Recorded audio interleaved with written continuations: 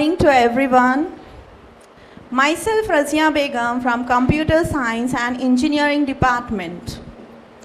It is my pleasure to introduce our esteemed speaker for today's session, Dr. Salman Abdul Moiz. Dr. Salman Abdul Moiz is working as professor in School of Computer and Information Sciences, University of Hyderabad, UOH. Professor Salman is the Director of Center for Digital Learning, Training and Resources, UOH. He is Non-Executive Director of NeoScript Technologies Private Limited. He holds a CMI Level 5, Lean Six Sigma Green and Black Belt certifications. Earlier, he worked as professor at Geetham University and MBSR Engineering College. He also worked as research scientist at Center for Development of Advanced Computing. He worked as associate professor at Mufakham Jah College of Engineering and Technology. He also worked as adjunct faculty to ICFAI Business School. He did his BSc, MCA, MTech CSE from Osmania University, MPhil CS from Madurai Kamraj University, and PhD CSE from Osmania University. His areas of research interest includes software engineering, learning technologies, data visualization, and mobile database systems. He is the author of Software Engineering Book of AICTE published on eKumbh portal. He published around 80 papers in various international journals and conferences. He is a member of academic councils, board of studies for several universities, and governing board member of several institutions.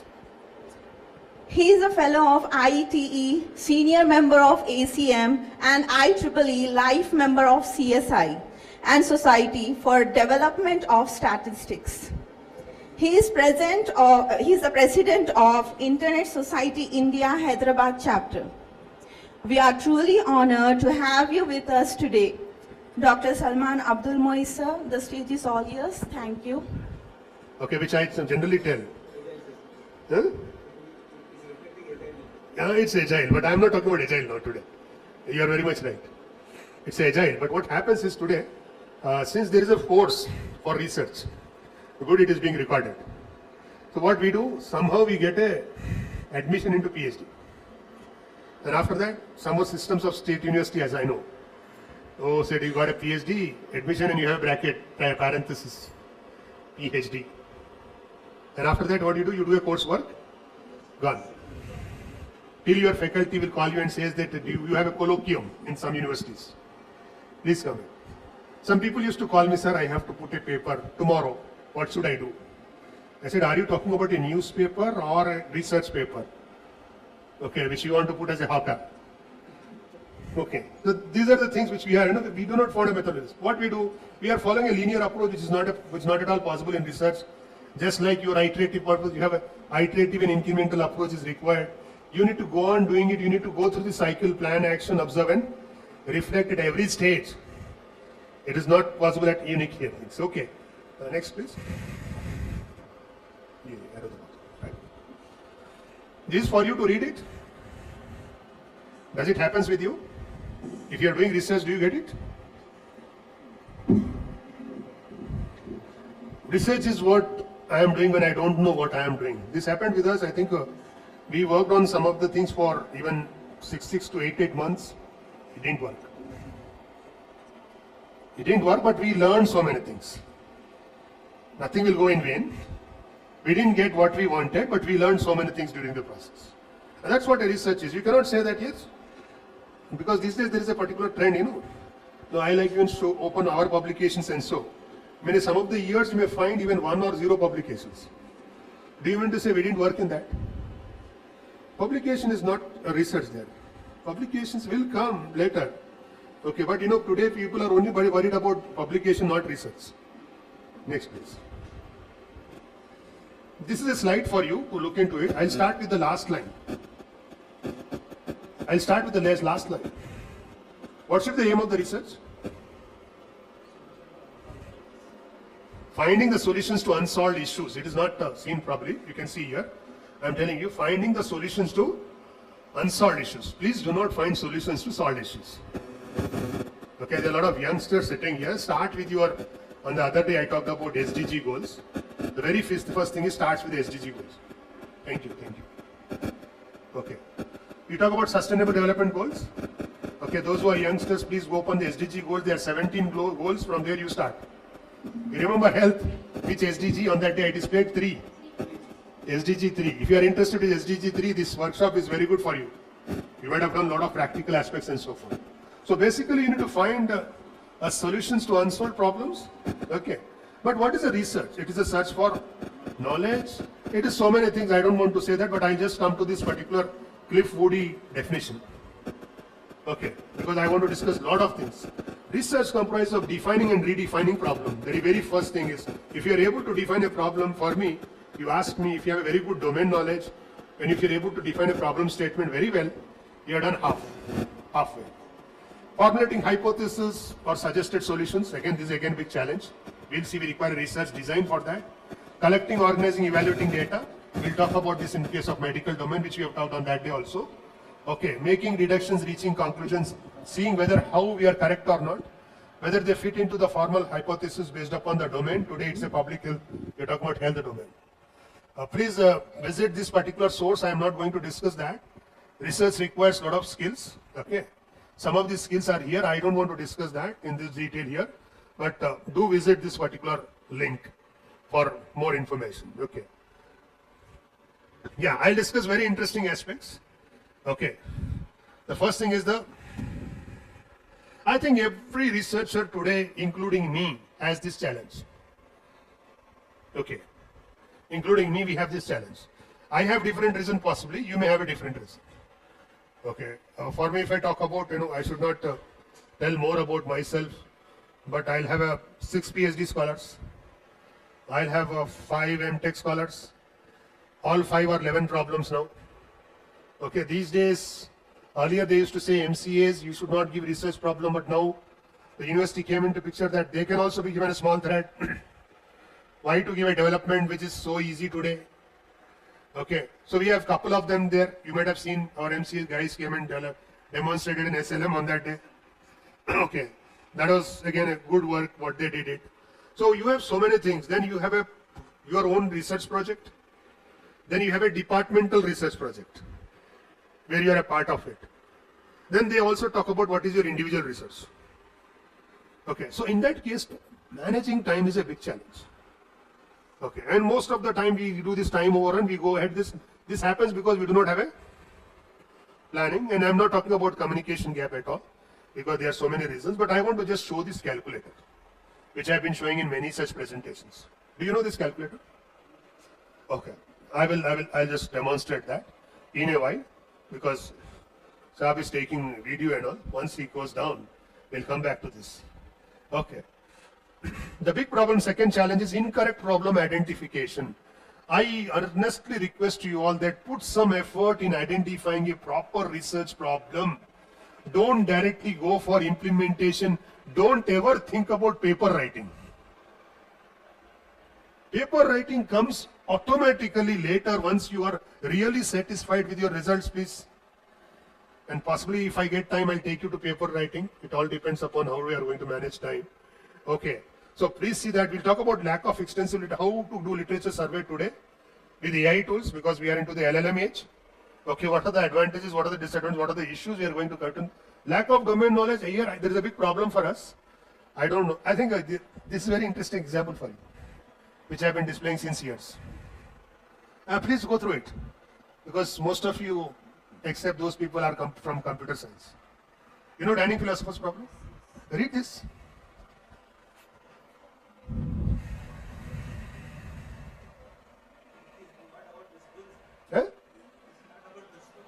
But that is how our research problems are. That's how our research problems are. We are making research problems like this. Because we are not doing a proper extensive literature survey, and we are getting into this particular sort of problems, which is not at all a research problem.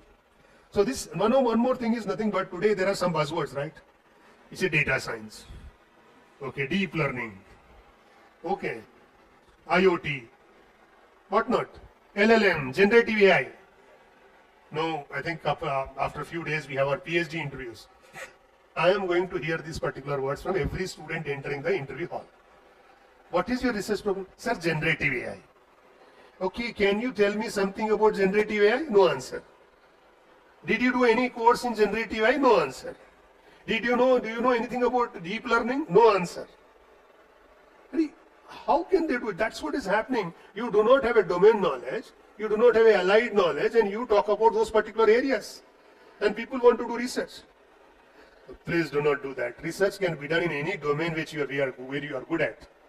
It is not necessary that it should be done with the so-called buzzwords. Okay. Like somebody asked ChatGPT whether I do work in AI. It says that yes, they do work in pattern recognition, these, that and all. Literally, we do not coin that word, but we applied that. That's where it was able to extract those particular things. Do you understand that? Oh yeah, so these are some of the challenges. You do not have a knowledge, you do not have allied knowledge. Some prerequisites are not identified. We'll go to this particular interesting one where I take you to this particular link. Yeah, you can also.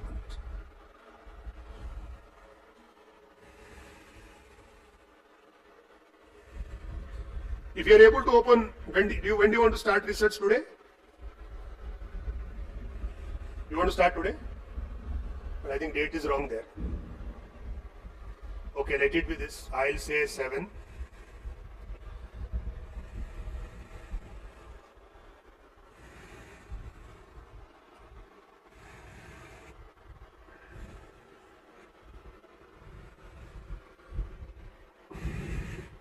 This is very good calculator which is provided by this university.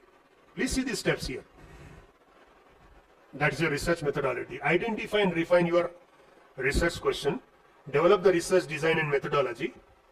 Review literature and write a proposal or prospectus, which generally our PhD people do not do it. Okay, none of you write a proposal. Gather and analyze your data. Write the results and discussion section. Edit dissertation draft and prepare for your dissertation. Finish and submit your dissertation. These are the steps it talks about. Okay, and it has given you a calendar. Just calculate this particular calendar, give your start date and end date. And here, I do say, calculate.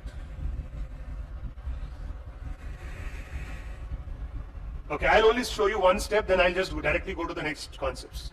If you see here, it says that by Friday, October 9, 2026, I need to identify and refine my research questions. If you have some patience, can you read this, only at least do these 2-3 paragraphs?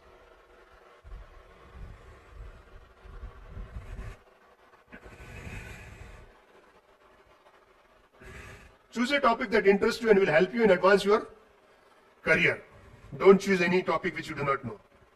However, your choice of topics will depend on the requirements of advisors and department and all, because sometimes what happens, you get a PhD notification based on the area. They say we are open in these particular areas. Okay. Review any documents on a... No, we publish the faculty research areas. Okay, because every faculty is free to modify their research areas. And sometimes what happens is, for example, I got a research grant. So what I do is I'll announce a particular position in that particular topic. We have various things. So what we do is generally 6 months before the PhD admission process, we ask all faculty, because I coordinate that activity, and ask them the vacancy position and the areas they want to take the students. So we do specify it. Okay, that is what it is. So then if you see, examine the requirements, expectations, method used by your, okay, review completed dissertations in your field. And if you see, these people have already given some of the links of their particular system, may not be accessible. Some of them may not be accessible. No problem. But when you come down,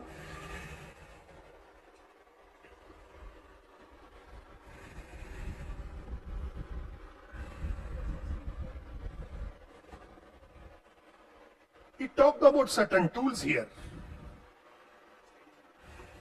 Set up a system for organizing your search results, citations, PDFs, primary sources, etc. using citation management. How many people are using any of them?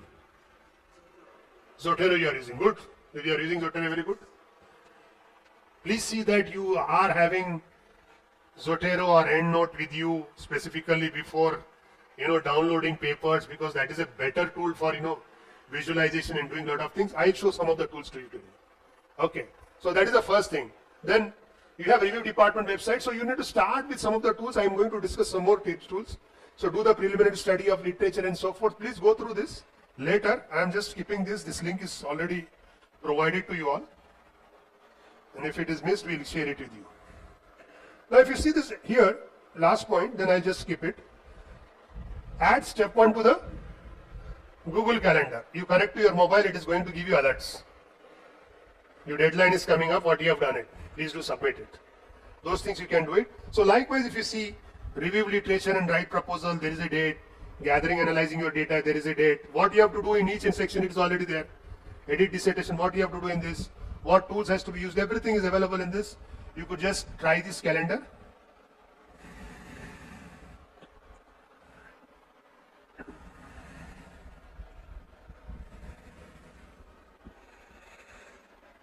So that way you can plan for your work. Probably you will be very much surprised. This was not only helpful for a PhD. Sometimes we get a short project to be completed in a year. There also it worked for us. Just you specify the details. Many of our colleagues will ask me that we want to write a research proposal and we need to write a timeline framework. You're not getting an idea. Use this and put a particular Gantt chart on this particular schedule. Okay, and you can present it. And that is very logical in nature.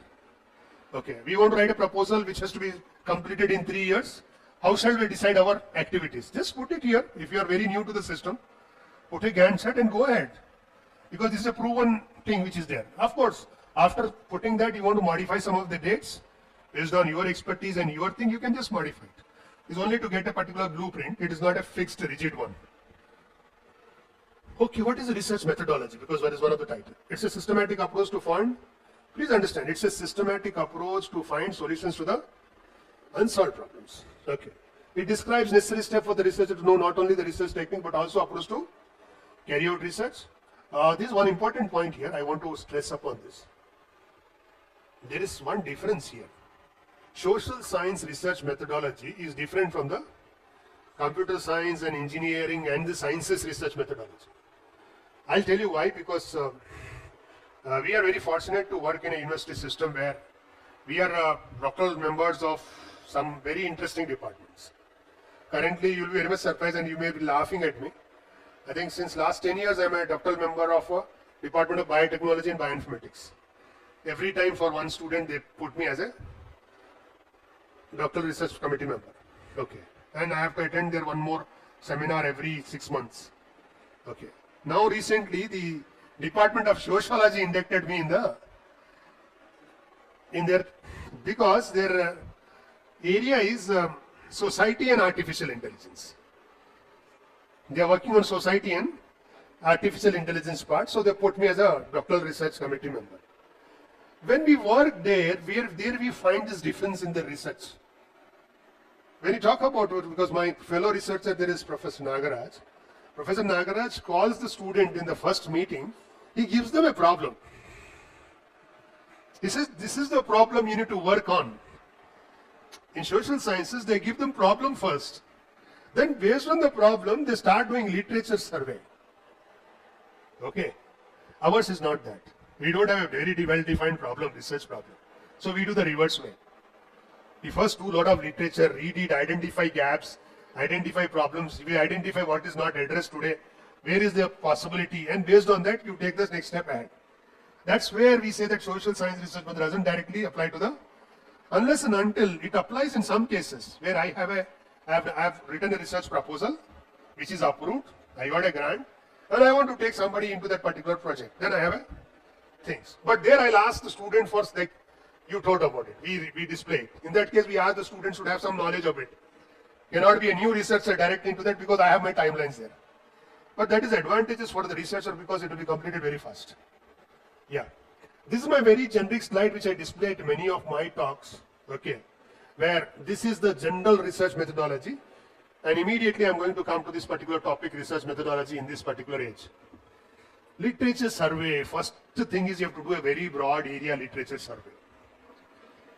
Okay, how many, maybe you may Google it. You do the elsewhere, you do go for IEEE Explore. You might have done CSUR. Yeah, ACM surveys. You can Google there, ACM surveys. Okay, there you write some, whatever topic is in your mind, please write it.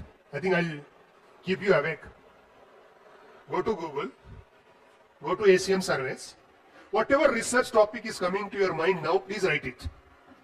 Whatever is coming, and please stick with that for my next part of presentation. It could be any topic which comes to your mind as of now. Just Google it.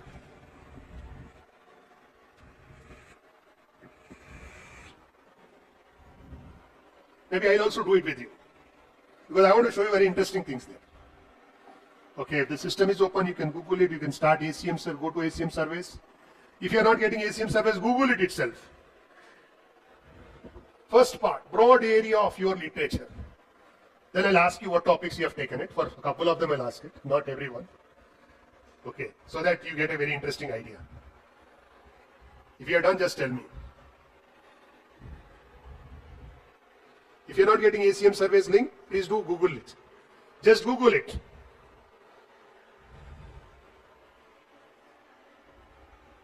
You may get some papers. Did you get some papers? So somebody should tell me what they searched and what research paper they got it there.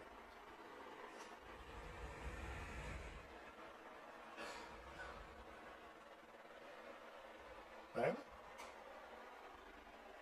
Anyone?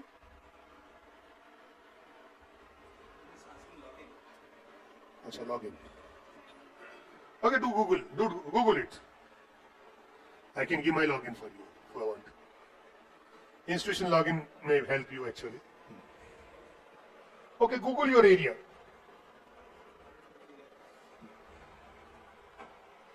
So what you have to do is, again, let me tell you, you have to first you have to search for survey papers. First important topic which you need to do is survey paper. What about survey paper?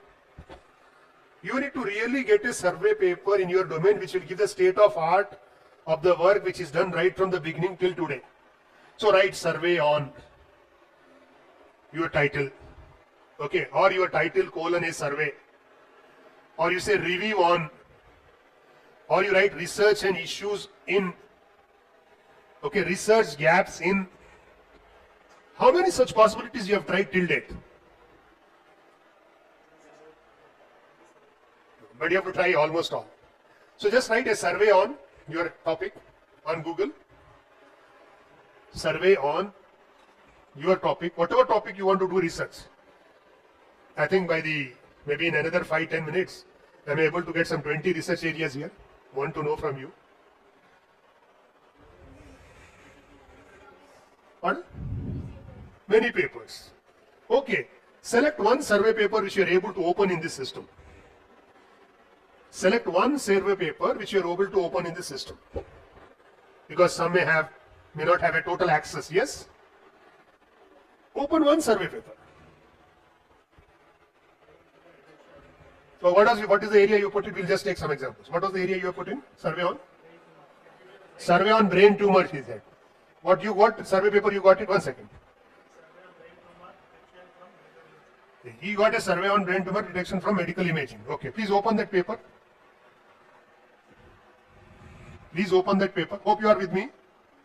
Okay. When this paper is published? 2022 March. Okay. Where it is published? I think you are making note of my points. Where it is published?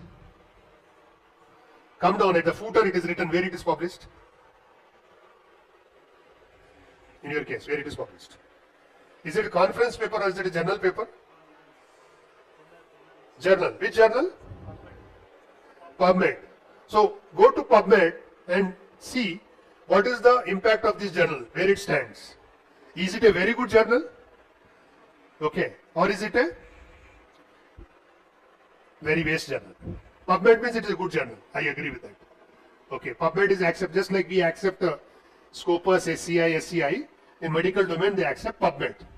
Even our university accepts PubMed. Okay, for all the biochemistry, medical sciences, they accept this PubMed. PubMed means it's a good publication, it's acceptable. Now what you need to do, you need to read that paper. You need to read it. Read it as if you have written that paper.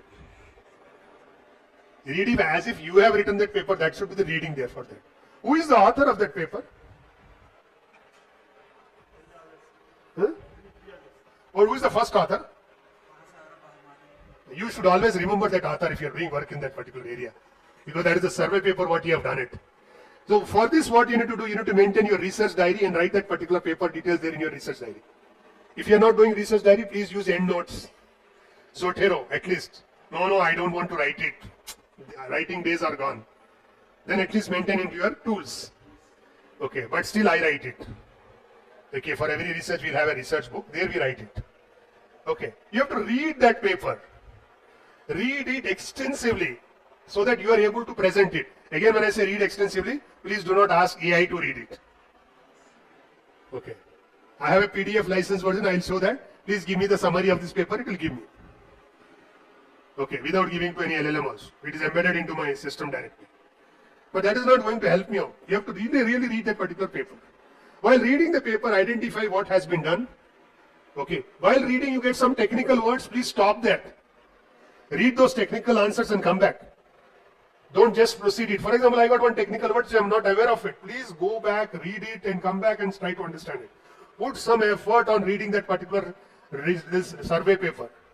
In every survey paper, we have some section called research and challenges or issues. See whether it is there. May not be sometimes subsection, but it is written somewhere at the last part of this paper. Some challenges will be there. Make a note of those particular challenges. Some issues will be there. Or some future work should be written there. You need to make a note of all those sort of things. Then what you do is nothing but, once you have done this, are you okay with that till now? You have downloaded a survey paper. It should be in a good place. Maybe a couple of survey papers. Mostly I prefer a hard reading, not a soft copy reading. Because I cannot use I use a lot of pointers there. A green pointer to highlight what work has been done. A pink pointer where there is a chance of improvement. A red pointer to say that there is a real chance of doing work in this particular area. Okay. So these are the pointers I use it. When you go to my any table, I will find these particular 3 markers available. We do that. If you don't want to do that way, at least do some way where you require these sort of things there. I'm not saying, and I cannot tell this generation, download, take a printout and I am not having printer, I don't have a paper. These questions comes today. Okay, who should take a printout? Who should pay for printout? I am fed up with these questions. So better use your, whatever tool you have it and you can do your marking. Okay. Now, please tell me the name of that author, what you have taken.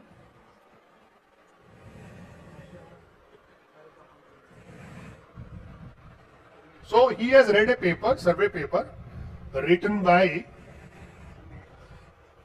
MJCET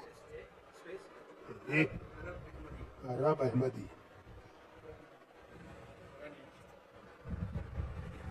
Now, please see that. He has read a survey paper written by Arab Mahdi. Okay. What was that paper here? You are able to see that paper somewhere here?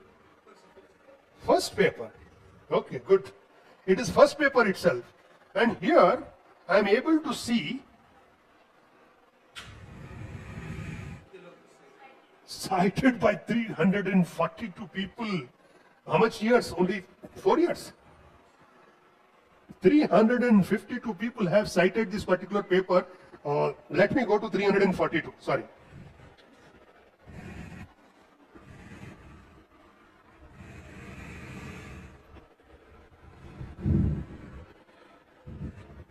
But thanks to Google here, how the citations are distributed is also here. 2023, 24, 25, 26 less because still we are in almost mid of it. But if you see, it has been cited by 342 guys. Now I have my pointers, pink and red according to me. Pink is the area of improvements. Red is the real research work which can be done. I will see whether somebody has covered these red parts. Are you getting my point? Somebody have covered those particular red parts where I have identified the issues, and if those issues are not addressed, that is my prominent research problem where I can work for the next 2 years. But I should be very much active with what is going on with this particular person. And since this person is my, I am taking his work as my motivation work, I will go to my research gate and I'll tag this guy. So that whenever he or she publishes, I'll get to know and say, what is happening here? What did this person did it? Are you doing that? Hope you have a ResearchGate account and you have your all co-researchers or people. And did you identify people working in your domain in the international level? People who are working in this domain in the country? People who are doing this particular work in this city or in the state or in IITs near triple ITs into your jurisdiction or our university, University of Hyderabad or Hussaini University or JNT. Did you identify people who have worked in this work? You have to maintain that particular list. That is very much required. That is exactly the research ecosystem you need to build it. You know, you will be very much surprised and you may laugh on it. Some of the time my scholars come and say, sir, that Gadi et al. Has presented another paper, sir. But sir, our contribution is still better. That goes on in their mind. Recently what happened is one of my students who is in a very good position now, he did a very good work with us. We told him that you publish this work. One day, probably he was very sad, he came and he gave me a paper to me. Read this, sir. His name is Amir. Amir, what happened? Sir, whatever we did, it is published today. What is the answer to you? What is the answer for that? You were so sad, sir, whatever we did is published in this paper. What do you think? Is it copied from us? Is it copied from us? Of course, no. What is the problem? Is it a problem? I said, very good. I said, very good, excellent. Sir, आप excellent बोल रहे हैं? मैंने here, that validates our work here. What we have done was correct. Of course, we were late in publishing because we got a spark sometime long back and we didn't go to the public. Somebody got the same spark and published it. But only thing is very good, excellent, our validation is done. I said, you extend the work now, see what best we can do it. Hope you're understanding. Research ecosystem is not like, mera copy aap kar liye, aur main aapko mera nahi bataungi. I'll not show you, you should not see me, oh, you will copy me. No, that is not research ecosystem. Okay. In our system, we openly discuss problems with colleagues because we do not know who gives me a good idea. I don't have a time, we'll have to tell you so many stories on this. Okay, one time one of my old co-worker, I cannot say student, he was presenting my paper somewhere in IIC Kolkata, and that paper was pure software engineering in those days, about 10-12 years back. And I know that fellow from one of the foreigner in the question answers QSN and said, I'm very thankful to you, he said, US person. He said, why? I got the solution to my problem from your presentation. He said, in which area you work? He said, cloud computing. It's a core SC. Cloud is totally different domain. That's where you get your ideas. Okay, I think most of you sitting here because I got a connection with Professor Denati Ishwar when I was working in this college. You all may know him. I think he was I'm sharing today, he was a very good mentor for me, for my research. One of his points I'll tell and proceed it. One day he told me that, because I started my PhD when I was here. So he asked me, one day he told me, he was the first PhD in computer science, something like that. So he asked me that what work you are doing it and so forth. And he told me that, do you know what is research? I said, sir, I don't know. I just started. He said, in research, 20% your research work, 20% effort for thesis writing, 60% contacts. So I said, 60% contacts. Okay, you can go at the top. I can show where we discussed. Okay, and the next floor. I said, sir, I did not understand your 60% part. He said, I'll tell you tomorrow. And generally, we both used to have lunch together. He used to get some fruits. Okay, he was a veggie, so I used to have a veg tiffin and we used to share it. So next day he came and said that 60%, he used to get a chart. I think those people know you, those who are, if you aren't ask him any explanation, he'll get a chart, drawing chart, put it on the table and start explaining. A typical teacher style you had it. So he got with a chart and said 60% is what is important for research. Sir, please tell me 60%. He said you will not get a research problem, you will not get a research solution in silos. You need to attend every delegation, every conference, everything happening in your city without, worrying about anything. But we are worried. Humko CL kaun dega? Who will give the registration fee? We have to do that. Okay. He said that you attend every event happening in computer science in and around you. Because when you interact with them, you get a lot of solutions to your problem, lot of things you can have it. You can talk to experts, you can take their ideas. That is the thing you have to do it, please. We still do it. July 16, 17, 18, there's a very big event in IIIT Hyderabad. How many of you have registered? It is a CRI conference, SCRI. You can still write and attend it if they are allowing. Software Engineering Research Institute conference is there. How many of you are attending? Global conference. Do you know? It's free for all academicians. Just put your ID card. They'll give you free registration for 3 days. But I think it is closed. Just check it. Because why we are not attending such events? Okay, you don't want to pay, at least attend such events. But if nobody will tell you this event is happening, you need to really search it.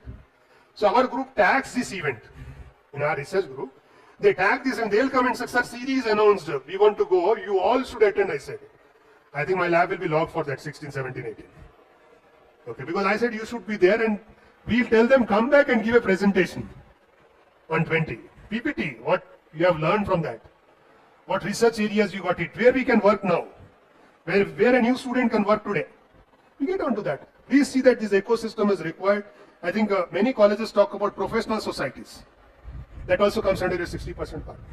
Interact with the people. This workshop is also in that 60%. Because within 6 days or within 5 days, what you get, you will not get even for months. So this is one of the area which the research methodology, what you could do it. Next way is, probably, I'll directly take you. Research methodology in healthcare, you identify healthcare problem using the same methodology, conduct very good literature review, do the survey paper. Now, once you have identified, I'll go back. Once you have identified certain areas where you can work on, you please list them, at least 2 to 3 initially. Okay, then again do the literature survey in those subdomains. For example, what was your title? Brain tumor. Under brain tumor, there will be sub-problems, which you will get it from your literature survey. Take those 2-3 sub-problems, again do literature survey, go to the Google and again search on that. You will get very specific 2 to 3 or 8 papers. These papers are said to be your base papers. These papers are said to be your base papers. You need to read these papers and implement it first. Did you do that anytime? You have to implement your base paper. What happens, advantage is, you get a confidence. Number 2, your research bed is set. If I am implementing in Python, that environment is set, yes or no? Now I'll tell you a very interesting thing. You will really think whether this happens. This happened in 2014. I had a student who later on did not work with me. I think it was Deepthi. So Deepthi was implementing one of the paper which was there in IEEE transactions on that day, because that paper was her base paper. So we told her, you implement it. I think she took 3 months to implement that paper. Of course, it takes time, but your bed is ready. Tomorrow when you get a new thought, you can easily implement it without no time, within less time, yes? Because everything is implemented. So what happened is, this Deepthi implemented this particular work for 3 months. After 3 months, she came and told us, sir, the results published in IEEE transactions are wrong. She said, the results published in IEEE transactions are wrong. He said, we will not trust you, again check it. We iterated her for another 3 months. One fine day we decided, myself, Professor Atul, we decided that let us go and sit in lab for maybe a couple of days to really check it. In fact, we checked for 1 week and we found that she was correct. Recently, one of my scholars, maybe some of you people know that, he didn't come with me. Shahrukh, who works on multi-code smells. He also identified there was only one paper in the area where he works and he showed that the results were wrong. When you are able to prove this, when you really implement it, and that is the first thing which, I have seen computer researchers are not doing it. Implement your base paper. You have not done your work till now, but your half work is done. Very simple steps I told you. Do the literature survey in your broad area. Read those papers very well. Identify the gaps. Identify the issues and challenges. Take some 3-4 issues and challenges. Do the survey again on those issues and challenges. You will get few papers. These papers are said to be base papers. Implement them. Implement them. Then if new contribution comes, implement it. Very easy to compare. Some of the professors in some universities, I don't want to name them, they force students to first write a survey paper.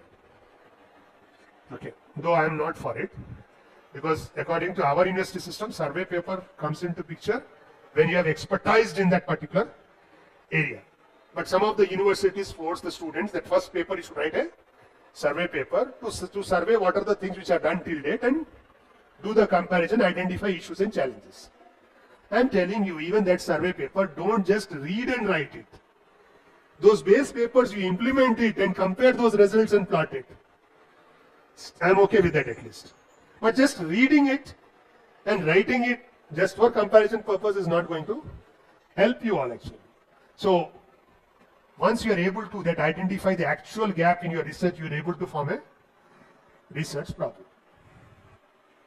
If you are doing a 5-year research, if you have started in a new domain, even if you are taking 2 years to reach this, I don't have any problem. But generally, if you ask me, 3 to 4 months of time is sufficient to reach this particular stage. Okay. Then think about solutions. Again, problem comes into picture. Some of the researchers talk me, sir, I am not going to get a solution for that. You're not getting solution because problem what is happening is nothing but our research design is very bad. Research design concept which social sciences people do very well. We sciences people are very bad in that. For example, you have a problem. What you do? Either you develop an algorithm, you do a database, something you do it, right? We'll restrict to only one solution. But you have to come to the ideation stage here. You have to get an ideation stage. You know what is ideation stage? You have to get different ideas to solve that problem. Don't worry whether it works or not at this stage. For example, you got one algorithm to implement it. Don't stop with that algorithm. Think whether there is another method possible, another technique possible. Get some 3-4 techniques. Don't go for implementation paper at this stage. Your idea is get design. We use in our words, get loads of solutions. Get loads of solution on the paper. When you have loads of solution, you have already implemented a base paper, implement them. And at times you have seen people got 3, 4 contributions in that also because everything was working in a different way.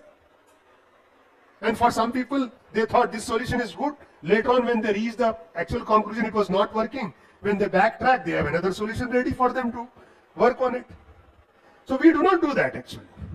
The loads of solution is what is required. Then you have to simulate it. Simulation becomes very easy. If you have already implemented the base papers, repeat this for all your research questions. Then do a mathematical or a formal proof or a formal tool proof for the people to believe in your solution. Today specifically with the data orientation, okay, nobody will believe in your solution. Why the hell people should accept your solution? Because your solution may work only on this data set. If I get some other data, it may not work. How do I believe that this particular hypothesis is correct? There we require the formal proofs. Always compare your results with your own results and the previous results, which is very much required for us. So based on this particular discussion, we'll have this problem, identify the healthcare problems. Okay. Then do the literature survey. You can use a AI-assisted search tools. Format your research questions. We discussed some of the research questions in our previous topics. Collect data. This is very big challenge in case of medical data sets. We'll discuss that. Some of the real ethical issues comes into picture. Design a study, whether you want to go for a qualitative or a quantitative methods. Okay, we'll discuss on these particular things. So this is with respect to the medical thing. I think this I display every time, and I want you to take this snapshot. Anyhow, this is there in your slide.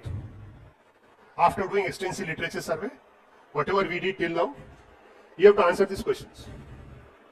So I am giving this slide everywhere, but I do not know what is happening after that. Yeah. Okay. Answers to this will be taken up after the break. You know what? Research problem, how it is different from a research question. So I was directly giving the example there, where the research problem is discussed here, based on that objectives are formed there, and research questions are framed here to answer those particular questions. Now for every research question, we do experimentation, and you write answers to these research questions. Okay, I can give you some of the examples which are already available. Okay, this is very big one. I'll show you very smaller one. 4, 5 research questions are there. Now if you see here, like that sometimes people ask, our paper is not being accepted to some good journals and all. So you do not get this particular, you have to get these research questions very well. At least 3 research questions, not below that. Okay, that will come into the, this is SCI paper. Okay, now if you see these 5 research questions, please see this, by addressing this question, this paper provides first independently validated empirical updated. It is saying that is the authors are claiming that is the first work in this particular domain. Okay, I'll just leave all these sort of things for you. I'll not discuss that. I'll take you directly to, I think this is very big paper. Research method is there. Methodology 1 is there. Data collection for stage 1 is there. Because this data is not available, we made our data set here. Okay. Ground truth construction is there. I'll take you directly to a very interesting thing. Metrics are there.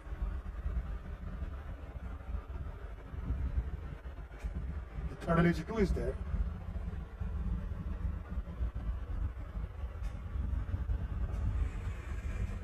Results are there.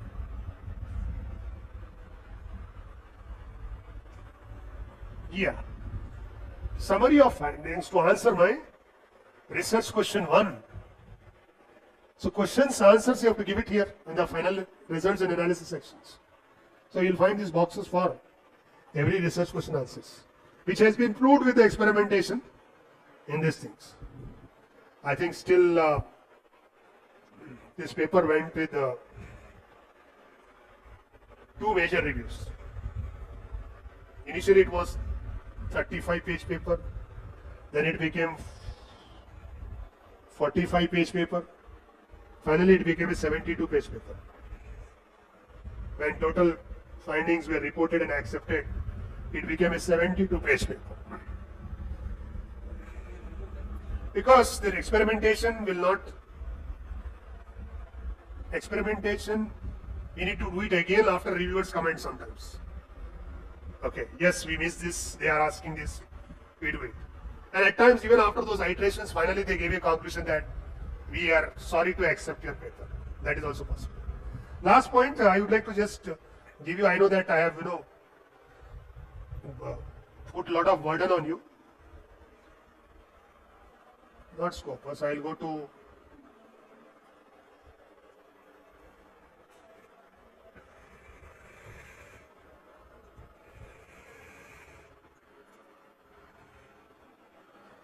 sometimes you directly go to the author page on the Google Scholar to get their papers. Okay.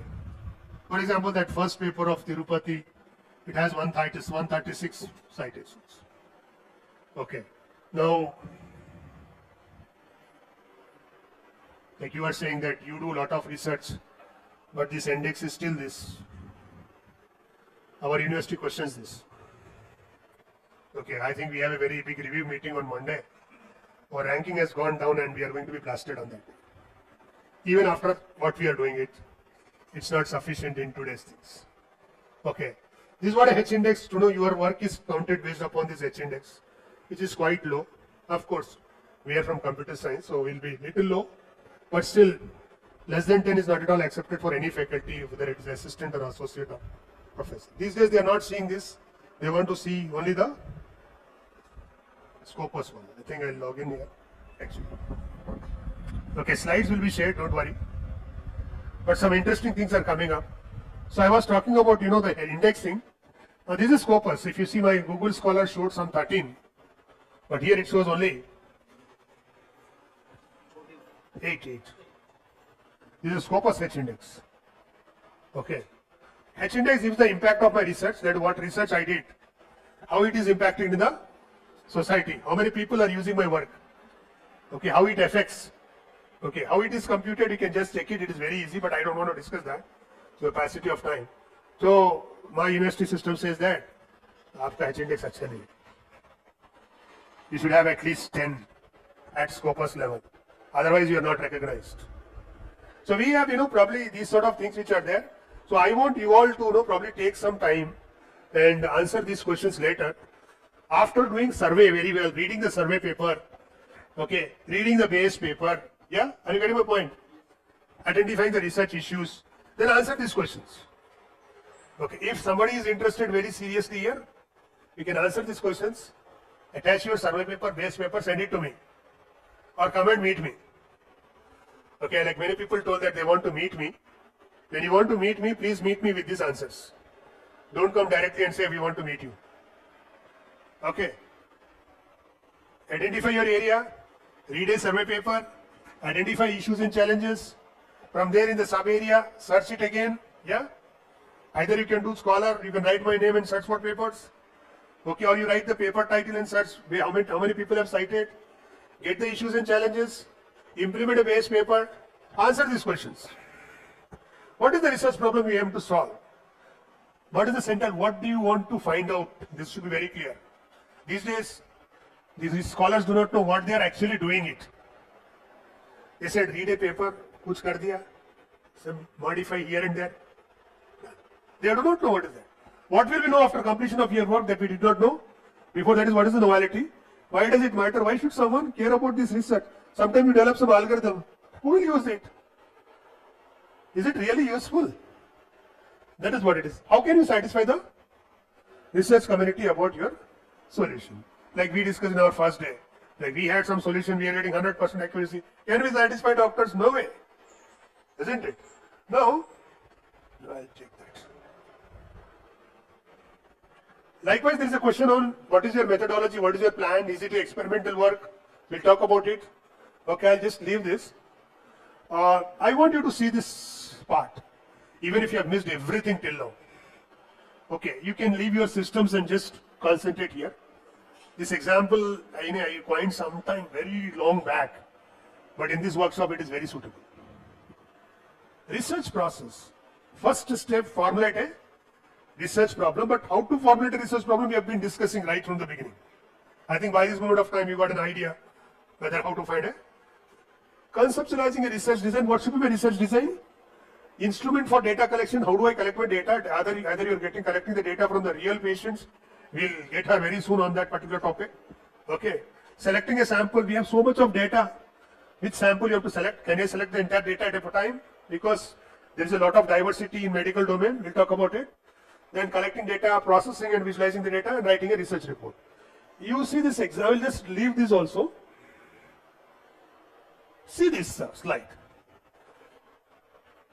Then I think if you're really a researcher, you're a beginning researcher, please take this print out, keep it on your desk, and see that whether we are following this. This is a very good comprehensive thing within a single slide. Step 1, identify your domain. I said health. Okay, that's the reason I said it fits into this workshop. Then dissect, identify various sub-areas in that. What I got? Health service provided to the community, effectiveness of service, cost of service, health insurance schemes available to the people. This is a very old example, but still it fits. Training of health professionals, adhering to ethics in health practices, very big challenge today. Community responsiveness in delivery of the health services. These are the 7 sub-domains under health. It can be more. District 7 here. Out of that, I want to select one where I am interested or where there is a chance of research, where many people have not worked upon, With the literature survey, I found that people have not touched upon. I selected community responsiveness in delivery of health services is selected. That is what you have selected. On this particular problem, you have to raise your questions. This is about community responsiveness in delivery of health services. What is the question? How do health admins, planners, service providers and consumers define community responsiveness? Now, how do I implement and prove it? How can community responsiveness be achieved? How to define that? What indicators can be used to evaluate the effectiveness of the community responsiveness strategies? We'll discuss this interesting example where government comes with a lot of health schemes, but it actually doesn't reach the actual people. These questions to be answered there. Then, based on this, you have to formulate objectives, read these objectives. Then, to make the objectives practical, you have to see whether I am able to complete in stipulated time, whether I have the financials, whether I have a technical expertise for that, and see the amount of work involved. Based upon that, what I do, I refine my objectives to this. You can read it. See this very interesting picture.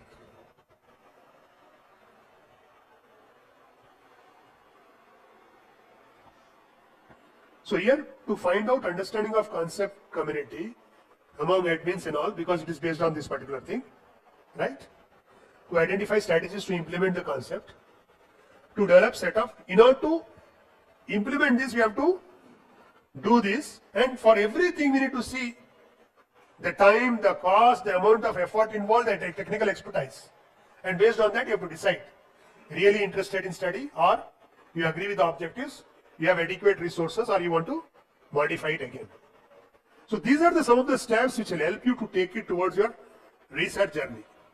And probably please understand that research is not a one-time process, it's a continuous process. I'll tell you after, maybe if I have time about that. This you need to start. I hope you all know these very simple tools. And you have been using all this. What else you use it? Bitmaps you use it? Okay, go to the first one. If you have your the system or your mobile there. This is sky space. Do you want to know what is the area you want to do? Blockchain. Blockchain, what do you want to do? Blockchain is only technology. Talk about research. With blockchain, what do you want to do? Blockchain is a technology, right? But research is finding solutions to unsolved problems. What is the unsolved problem you have in mind? Blockchain is a way to solve the problem. Transaction intrusion. You see, I got some of the things. What are the things I got it? Transaction intrusion detection in blockchain networks, transaction intrusion analysis using machine learning models, transaction intrusion prevention strategies for financial solution. You remember when I selected the community, I got some 3, 4, 5, 6 areas. Those are these 5, 6 areas. AI is helping you. Earlier you need to decide that. Now what you want to select out of this? You want blockchain networks, right? I'll select transaction intrusion detection in blockchain networks.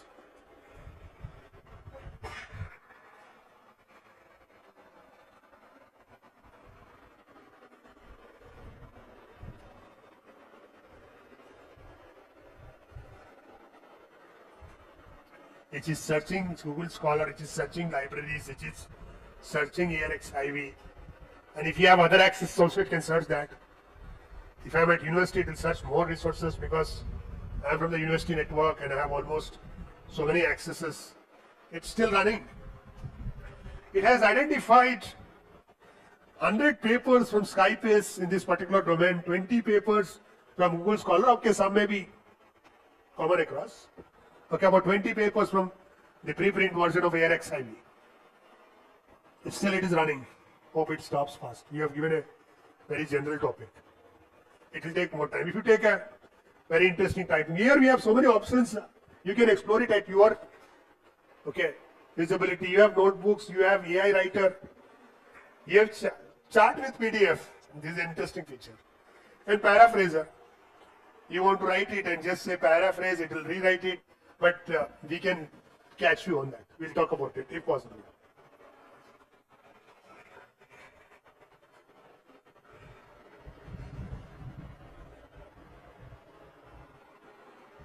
Still it is getting all those parts for you. In the first part, it has written summary of all papers.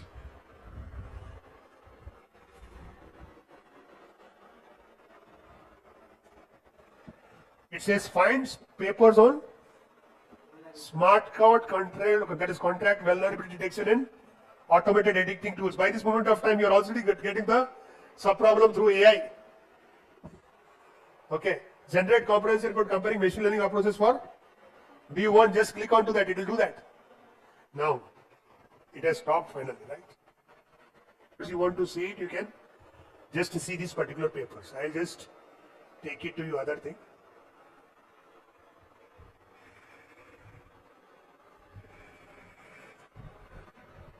I've just selected that AICTE, that is 20 papers, and it has given me the papers here. These are exactly papers related to your topic, what you said it. And what it has written, these are type paper. These are the authors. Published in 2022, it has 51 citations. Now, you can even read its summary. I'll show you that. Here you say add columns, and you can write summary. What is the contribution in this paper? You can write it. What are the gaps in this paper? You can select it. What are the contributions in this paper? You can select it. It will prepare a tabular form where what are the contributions in this paper, okay, through this AI tool. What are the research gaps in this paper? What are the methodology used in this paper? What is the data set used in this paper? Everything comes into picture. Some of the things it will hide for you because it is not totally free. But these things are free. So what you can do is you can just get the comparative statement within no time today with these sort of things. So use some of these tools. Okay, I'll just put it and I'll show you that when I move this on the right hand side, you'll get to know. So just to see this.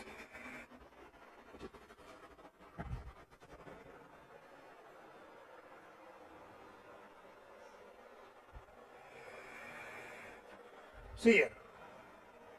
It says snippet, it has an abstract. You're able to see abstract of that? Yes or no? I'll say add columns. If you see here, add columns. What are the things I can add here? Please say this. I'm not going to do everything today because I want you to do it. I want to add what are the limitations? What are the contributions? It will add another contribution, this column, and it will write limitations of this paper here. It will write contributions of this paper. You can select it if it is open in your system. Okay. Again, there are 12 more. It's not only this. Please see. What are the results of this paper? The AI is helping you. Now the question comes into picture is, can I do this? Yes, you can do this. Ethically allowed. But don't trust on that particular text directly. Once you are satisfied with that, open that paper and read about it. Because this is AI generated text. Okay, I'll go to this 12 more. In the 12 more, if you see, we have practical implementations, objectives, findings, research gaps, future research questions, dependent variables, independent variables, data set. And here, what else you need it for a research? Today, AI is helping you for this. What is the population sample? What is the problem statement these people are addressing? What are the challenges and what are the applications? Select some of them. We'll select one or two for you to understand it. So I'll select challenges. You got a challenges column. You're able to see challenges column.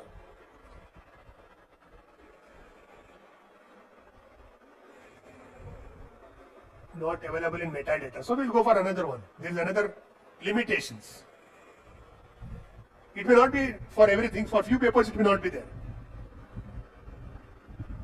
Successfully added column, limitations. Likewise, we can, okay, go on doing it. Please add everything. But if you want to download these things, it will ask for some charge. Pardon?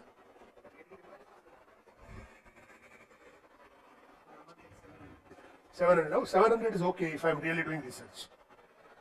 Okay. 700 per month is fine only if you are doing research. I'm not telling you pay for everything. If you feel it is helping you, you can do it. But don't trust on this data also. Once you feel that, this is very much good for me, by seeing the challenges, limitations, future work which is specified by AI tool, then go and download that paper and read it. Okay, but it will give a very comprehensive summary within some time. And if you want to just sit on this, hardly takes 1 hour, 2 hours. Not more than that. Now I'll tell you one interesting thing, probably you will not believe me. Our system, how we do. Okay.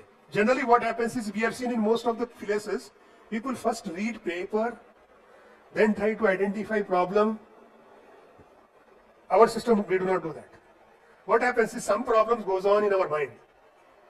A student comes, he says, can you work on this problem? There is no research paper identified. There is no survey done. So what happened is, recently we worked on one of the problem. We identified problem by ourselves, not by any literature survey. We made a solution to that. We implemented the solution. Now later on, my group came and said that, sir, possibly we can write a paper on that. But if it is here, it is vice versa. First we'll write a paper. Okay.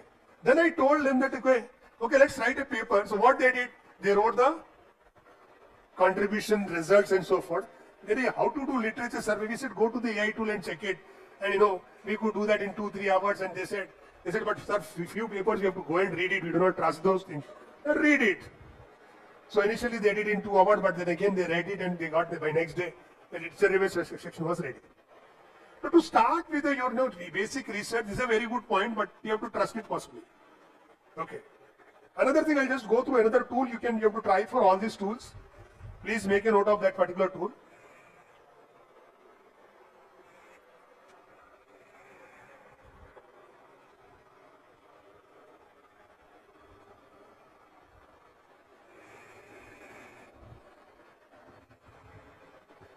I think you know connected papers.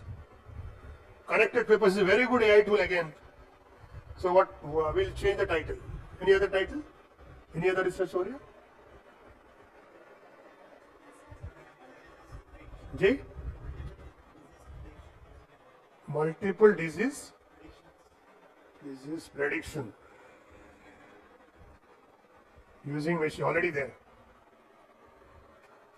2021 it was published.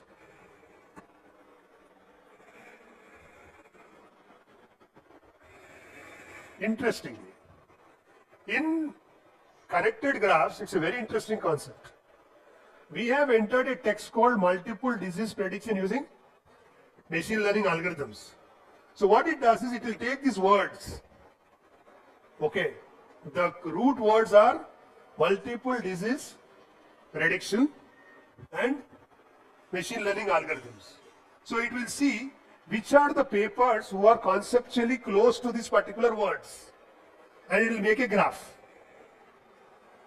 Okay, in graph you will find center node is this concept. Okay, and you will find a node very near to this. That means it is very much conceptually related to these particular words. You will find some of the particular nodes are very far, conceptually less related to this. The distance is automatically constructed by these tools, and I met these people also, the owners of this particular company, and I had multiple questions to them. Very soon I'll get a free version from, they'll give me free access to it. Now if you see here, we have something called connected papers. Here you have Semantic Scholar, it is a publisher base and it is a Google Scholar. Here I'll say that multiple disease prediction using different machine learning algorithms, it was your title, so it was published in 23.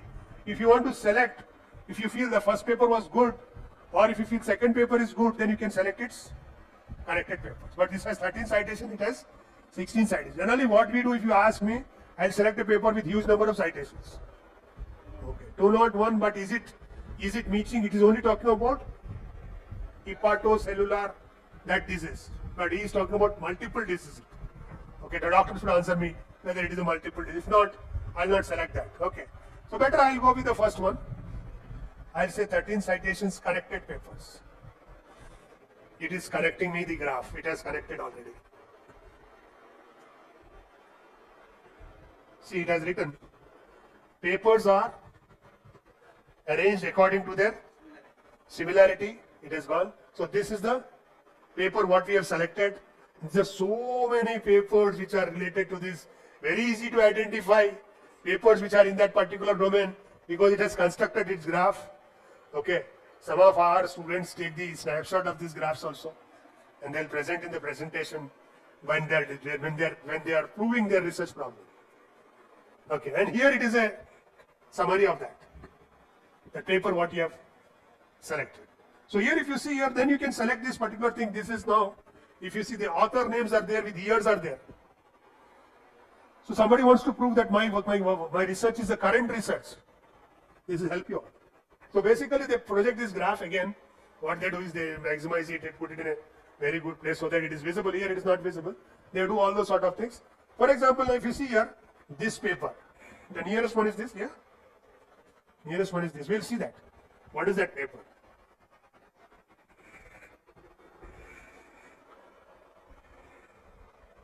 I think this is nearest.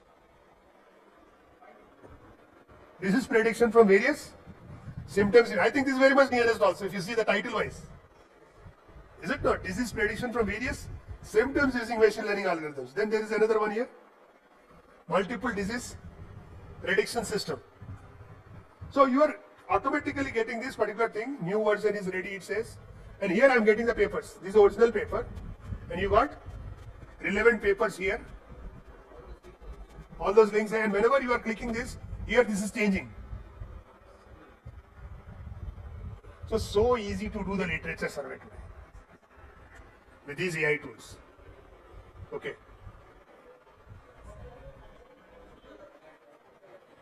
Pardon?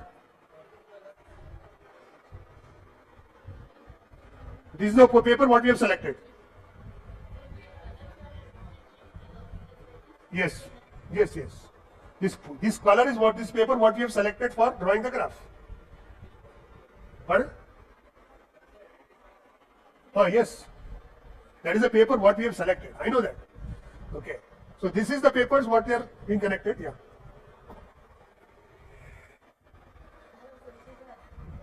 Okay, fine.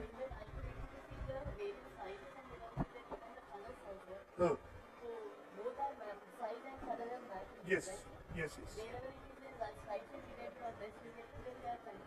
They are connected, they come close to the main paper. For example, that Saladi 2024 is your paper. Okay. Which is nearest to that is Das wala. If you see right side you have Das. That will be very much close to that. Then you have that Sudhir 2025. That is next closest. So likewise we can get to know that thing.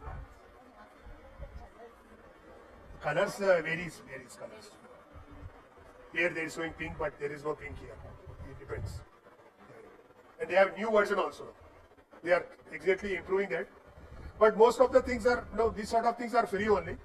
We can work on that particular thing and we can go ahead with that. Pura free nahi hai. If you want to get many features, they'll charge. But these sort of things are free. This can be taken up very easily. Either it is a sky space or connected papers, basic things are there. And we as a researcher only need basic things only. After that we have to do our work. Please don't ask for a research solution to LLMs. I am giving a warning today. Many of the researchers today, just to copy their work, do it fast, they ask AI for the solution. The moment you ask AI for the solution, your work will be plagiarized even if you do it. Because you are giving a solution to the AI. Okay, go on. I think I'll talk about that. So I'll close this because a lot of things we have discussed on that. So please go for this particular course. Yes, of course.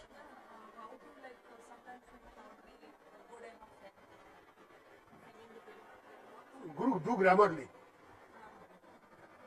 Do Grammarly. The question is, if I use paraphraser, will it be plagiarized? Yes, I am a member of IFIP, International, there is Internal Academic Integrity Panel. Okay. any issue of plagiarism comes will be flagged to us. I am not the only person, there is a very big body. So there, according to me, para rephrasing is also plagiarism, but we can use AI. Now what you are talking about is, how do I know that, language correction and all? We tell people to use Grammarly. Grammarly can be used. Okay, we have, if you want, I can log into Grammarly and show it to you, because I will have my regular.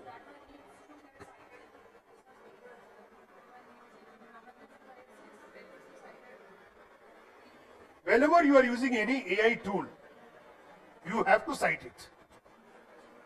If you remember, my first slide said, co-pilot, I wrote it. We have to cite it. Whenever you are using AI tool, you have to cite it. That is very much sure. Okay. But AI plagiarism now, I think when you have started this workshop, AI plagiarism rules for Government of India are announced. I think you all know that. Monday or Tuesday it came. It is similar as the text plagiarism. If you want me to display, just remind me, I'll display at the end, because I am paucity of time. You have any session 12 to 1? What is that? Who is taking that? Some research paper discussion is there.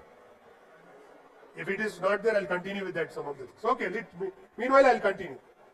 Okay. Or meanwhile, somewhere I'll stop. You can come up with your questions like plagiarism and all. We'll take up that. Only get the papers. I'll just make a note of it. I'll stop. Because I'll download those papers and start writing. My job is done. Okay. But somewhere or other, I'll again go back and do the corrected papers to see whether a new paper has come. Okay. Somewhere in middle.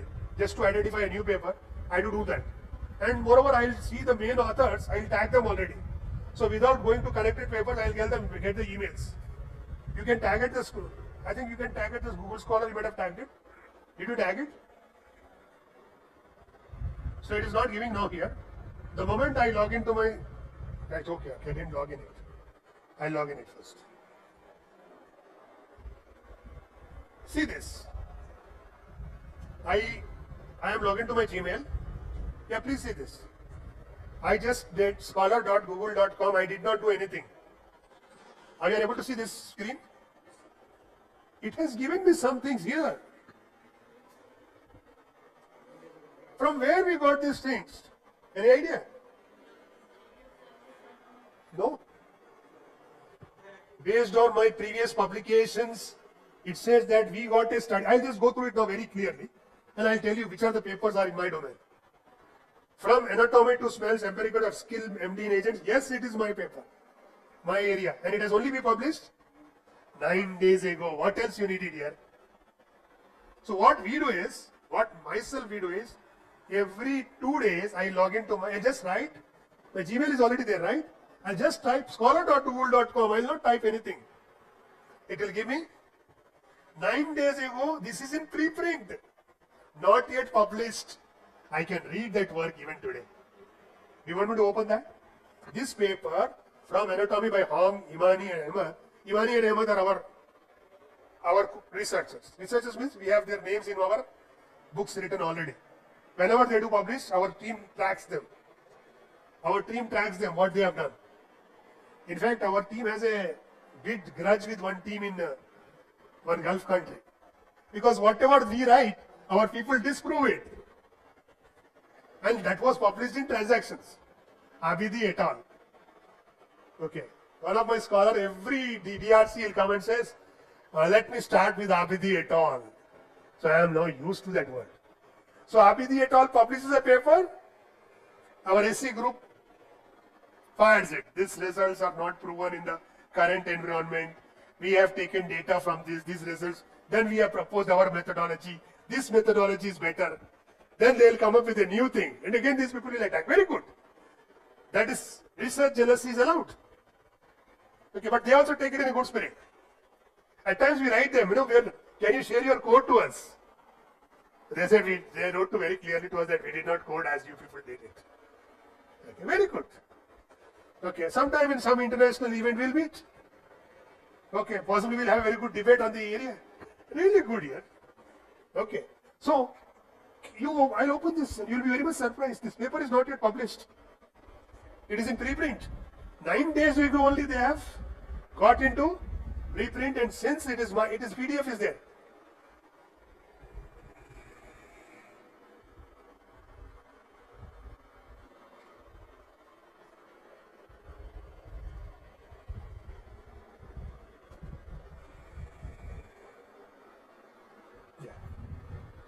And you will be very much surprised.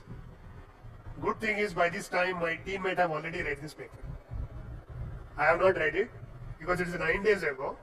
I am sure I can go and ask them that what is there in this paper. They'll tell me. Okay. Because my PDF will also help me to get the summary very fast. Okay, I can ask for a summary. Okay. So if you see they have, we'll see what is there. Let's see if you see research questions are there in this. You can see this. Very good. Okay, written well. They have how many? 4 research questions. We'll go through it. Okay, it's our area. But this, I can tell you, this is a LLM generated figure. This is a LLM generated figure.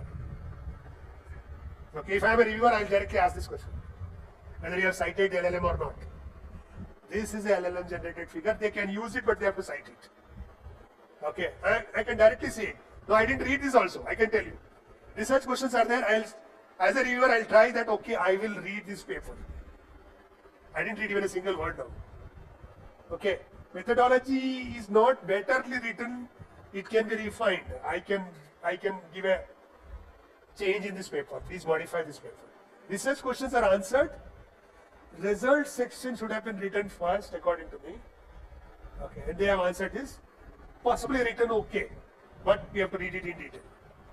But what I mean to say is, these authors have submitted the paper only 9 days ago, which is still, I think, not gone to reviewers also, but it is available for me to read it.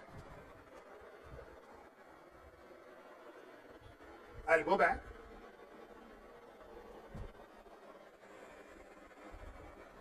This was one paper, Rethinking Complexity Matrix for LLM Integrated Applications Beyond Source Code. Yeah, this is very great here.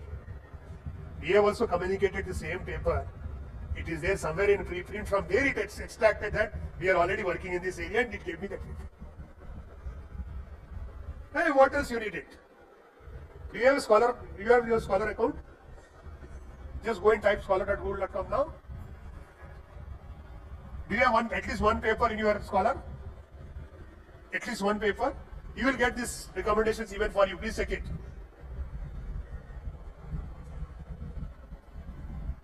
I am not reading all the things much. Okay.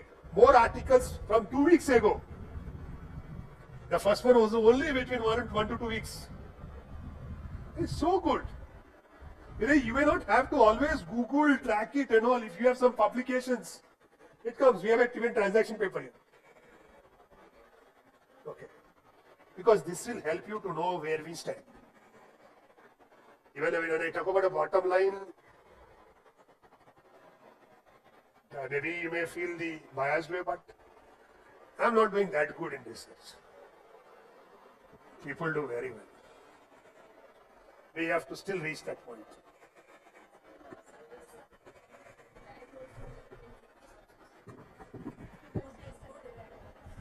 You want to generate figures? Or you want to draw a figure?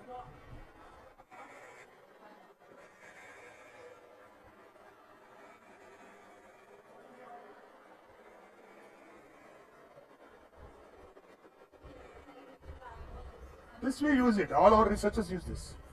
So everything you can draw in this. But you have to see the new set which has come in this.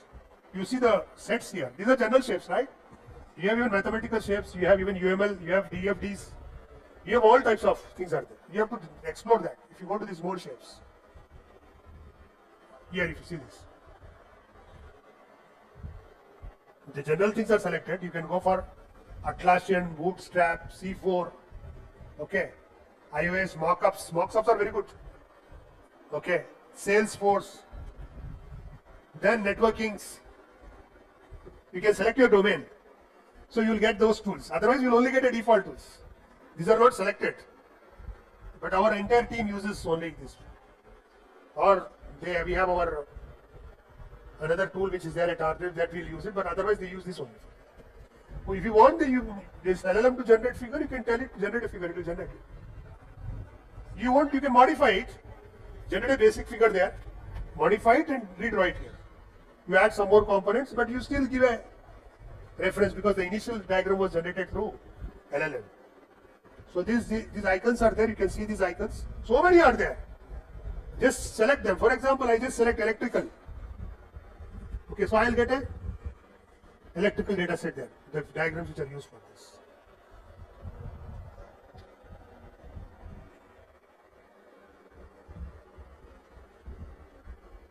So I'll skip this. This is a very good slide for you because you were asking this. Again, this was generated by LLM.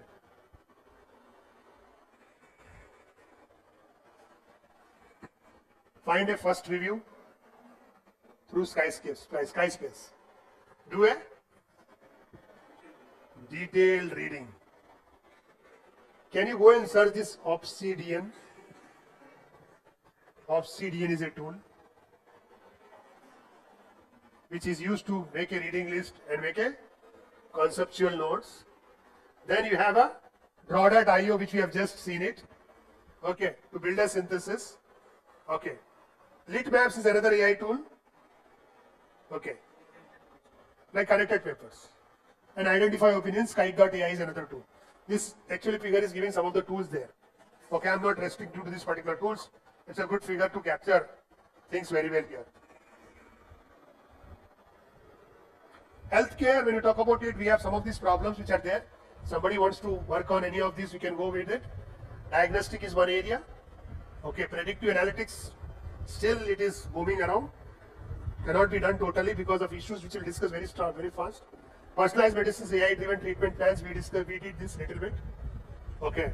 Clinical documentation we talked about on the first day. Okay. Then generative AI and drug design principles and all, we'll see about it. Challenges, we discussed this particular slide on the other day. We have a missing values, we have a noisy records, we have wrong records. Okay, we have imbalanced data set. Why? Because we have a data set related to one particular disease too much. For one disease, we do not have any data set or only few things are there. That AI cannot help there. Okay, label scarcity, even though the symptoms are there, I do not have a disease. Okay, and here doctor is there. You know very well, one doctor says disease 1, another doctor says disease 2.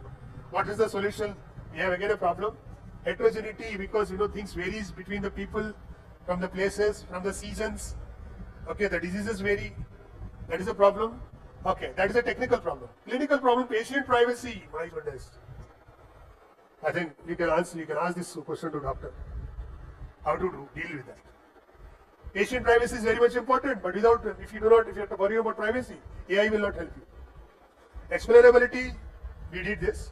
We have so many symptoms, but what actual symptoms are? Causes for this particular disease. Explainable AI is helping, provided data is there.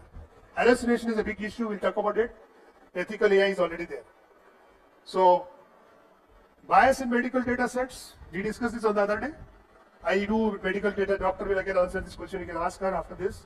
Where I do medical tests on one lab, another lab, the results may be varying, what to do. Regulatory frameworks are a big problem. Still India has to come to that level, though we have HIPAA laws available in US.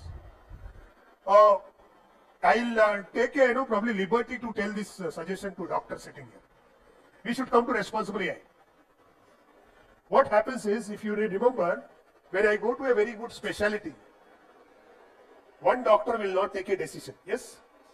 A doctor has to talk to another doctor. For example, I have to do some treatment to a patient urgently, and I don't have another doctor. There I can take the help of AI. Okay, my fellow doctor in case of very severe circumstances can be my AI assistant. That is the only way we can use it, but doctor is very much required. Number one. Number two, I got some very peculiar disease or very peculiar symptoms, and I don't have a knowledge and I have to take an action. Health LLMs will help me, where we'll see, I'll just go through it very fast, where it will take the data from the existing literature, and it will give me suggestions. So I could trust those particular things, provided these trust issues, ethical issues are all in place. Okay. Very good diagram for you. So many things are required for ethical principles of AI, non-discrimination and fairness. I can speak on this topic for 5 hours. I don't want to discuss. Okay, because you do work on that particular area. Optimization, accessibility, collaboration, data privacy and so forth. I don't want to go there. Generative AI is required. Why generative AI is required in the healthcare? Because healthcare produces enormous amount of data. Okay, clinics face increasing documentation and decision-making burdens. If you take a lot of data, what to do with that particular data? If you can convert to EHR, then it is helpful in making these decisions. Automatic clinical documentation, medical knowledge assistance. Okay. Now, I probably very slowly, the government of India is also thinking on that direction, and it is happening, where now doctors cannot write a particular medicine. They have to only write a chemical name. Okay, which US does. Okay, and many other countries does. In some countries, what happens is the doctor will only write the predictable disease and write the symptoms, and this particular pharmacist will prescribe a medicine. So sometimes the pharmacist is not available, probably AI system can help us in doing that clinical documentation, doing medical analysis to patient, communication with the patient, and so forth. How our healthcare requires? This is very big challenge. Very easy to write these 4 words here. Okay. We say ASTE. Accuracy, safety, trust and evidence. This ASTE is a big issue. If you can guarantee me ASTE, then possibly everything is possible. There are some solutions to deal with this, which will be displayed in the coming slides. Like how do we handle these sort of things? There are some AI-based approaches are specified in this particular direction, so that it will help you all. I'll just go through that slides. I know I took a liberty to continue this. These are very interesting questions. I'll take the answer for question 1 from doctor. Would you trust an AI system to assist a doctor in diagnosis? Be fair, not frank, because we are not at all doctors. No, we'll hear from doctor. No. Okay, not in every case. When will you trust? Because we are asking, I called her because of that.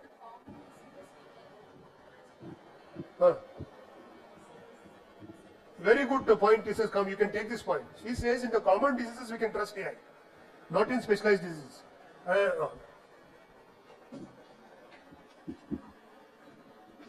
Because, because it gets recorded. Just repeat that. So question is, as a medical practitioner, okay, what is your take on this question 1? Would you trust an AI system to assist a doctor in diagnosis? Because you are a medical doctor. Yeah. No. We can't trust in AI in every disease. Okay. In such similar peculiar diseases, we can trust AI. Okay. So you're talking about some very fundamental diseases and all and all. Okay. Yeah. Any 1 or 2 examples if you can throw light for our participants. Simple fevers. Fever, okay. Maybe Yeah. seasonal fever? Yeah. Okay. Seasonal fever, simple fever, yeah. Bacterial infections, we Okay. can trust AI. But in some cases, some diseases, we have to auscultate, we have to percussion, inspection also needed. Okay. What if, just I'm asking these questions on behalf of everybody. What if I even give input like, if for example, doctor says I'm not able to identify with AI, you have to go for these diagnostic tests. What if these parameters are again given to the AI system? Will you trust this as a doctor? After investigations, we can put data to AI, then the diagnosis will become. Okay. Now, if AI provides a wrong medical recommendation, thanks. I'll ask this people. This question is to everybody sitting here because you are all technical people. If AI provides a wrong medical recommendation, who should be responsible? Huh? No. Tell me. Doctor, developer, who else? Doctor. They will say, we don't need any AI. Model is responsible, great. Okay, okay, okay. Even if you see, talk about the automatic cars. Okay, if it meets with accident, who is responsible? Manufacturer? Employer? That is the owner? Or the particular road, where the GHMC or whatever it be, they are responsible?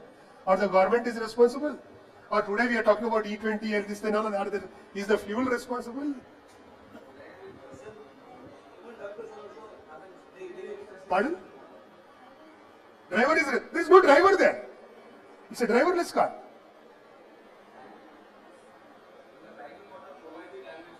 Forget about training model. I am saying that if it meets accident, where is training model which is logical? Who should be made responsible? If somebody is losing life, government is responsible. Then why AI close it?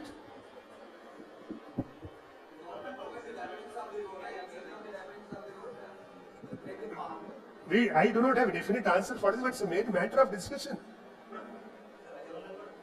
Oh, he says developer. Somebody said model. Somebody says government.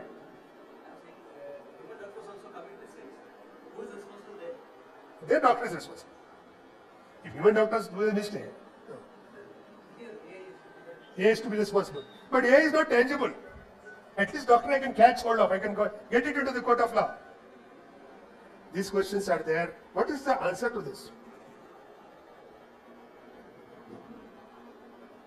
I can only trust very well tested, proven AI systems, and that too, I was talking in the, I think last July, I was speaking, had a big debate on this topic in the,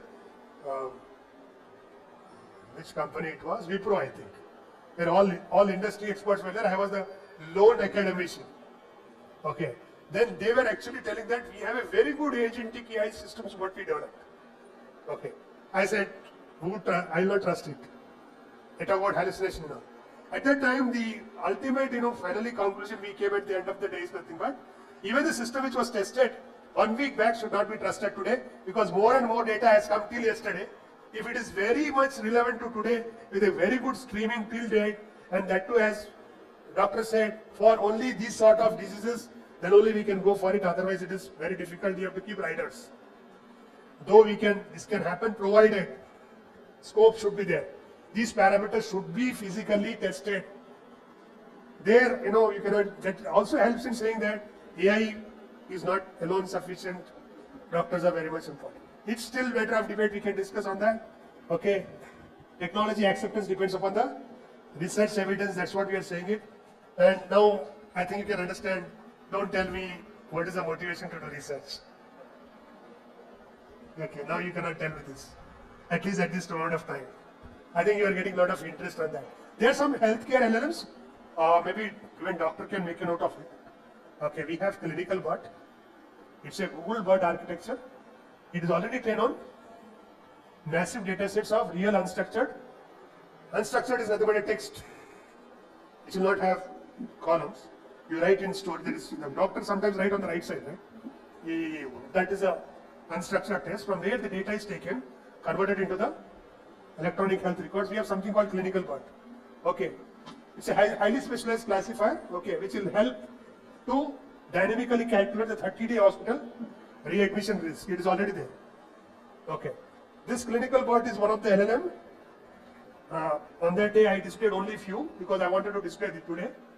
Clinical bot is specifically trained on real world clinical documentation. But here, with the permission of doctor, I will say that even this documentation, according to me, cannot be taken total at a point. For example, you talk about a disease which is, probably seasonal fever. A seasonal fever means I should also know what is the geographical location of that particular patient, what is the temperature there, what are the other things. Even we need to get that particular slicing, not the entire data set. With that slicing, we are able to do it. Possibly, I am thinking about it. And on that day, I already discussed, we can start with this data set which is already available. Mimic 3 clinical notes is there. If again, madam is interested with us, we will tell you to explore the clinical notes, see whether it is valid, and talk to our team. We'll apply AI and we'll see what can be done. Its applications are this, which is noted here. ICU risk prediction, clinical note classification. Clinical note classification is nothing but you give the records of various patients, and based on your text, I'll decide these are all belonging to this sort of disease. Is this particular flu common in this particular area? Based upon that classification, I can identify. Okay, right. Recently, Ebola has again emerged, people say. Okay, but is it there everywhere? No. So based upon those clinical trials, classification of that is also required. Of course, again, as we discussed on the other day, all symptoms may not be same. It varies based on various factors. On that day, somebody was giving that graph, right, where you have diseases, but some of these particular symptoms were common across. Those issues may also come into picture. I know I'll do this fast and take your question. There's another one called BioBot. Again, this is the input to doctor, which we're talking about it. I am struck up with a new disease. A patient came and I'm not good at it. So these days doctors will do trial and error. Oh, maybe aapko flu hoga, antibiotic, this, you take it. And then you come tomorrow after 2 days. After 2 days you say, no, this, then again you think for something else. To avoid that, we can use this particular BioBot, where what it does is it takes the data from PubMed abstracts, where research are published, EMC full text, articles of biomedical and publications, and based on that it will help you in when you write something, what could be the possibilities. So disease classification, question answering named, entity recognition, relation extraction and literature mining is happening with this. This will surely help doctors. This will surely help doctors. Or sometimes you are not trusting your fellow doctor. You can also take the help of it, and you can ask, the AI says this, what do you about it? Okay. Maybe. So I think you are understanding that research is required. I think by this moment of time we should be motivated with research in this direction, if you have been following my talk. There is another one called PubMed, okay, where you can, is trained entirely from scratch using biomedical vocabulary. It's same thing, but it has used biomedical vocabulary, which we do not know. The doctors may know that. Okay, biomedical vocabulary is used here, not the simple text of the patient. Because sometimes you people write a technical word, right? That technical words comes in the PubMed word. It will be very much useful for doctors, not the patient. This is a general difference, because you all may argue with me that even LLM can do that. Even Copilot can do it, even chat, but this is the difference if you see here. Whatever we displayed till now are medical LLMs, see the difference. Training is on the web text, but here it is on the clinical plus biomedical, so you get more classification, more accuracy and so forth. Likewise, read the other one.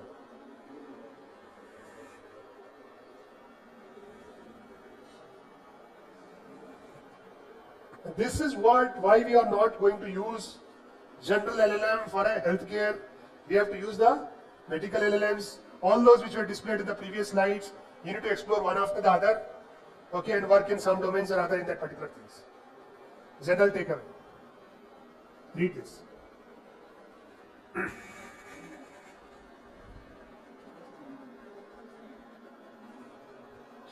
Again, these are some of the models. You can go through it.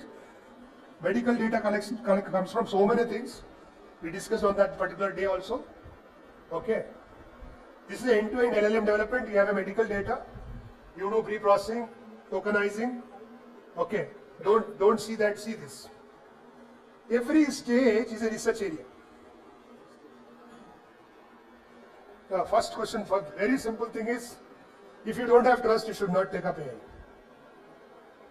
It is evolving. When you have, we discussed finally that if we have a total symptoms particular to very specific things, AI can be trusted. Okay. So it goes on changing every day. More and more things comes into picture. As on today, I can predict that if you have these symptoms, I can predict this disease. Tomorrow I cannot do it unless and until I get it. For this particular scenario, I can trust it. But if you directly start with without trusting, छोड़ दो. Okay.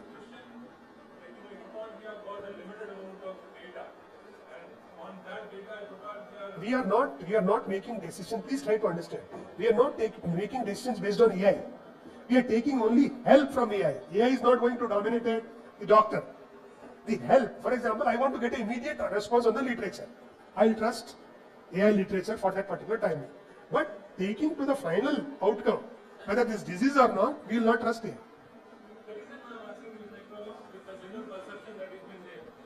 No. I don't think people may think it. I don't.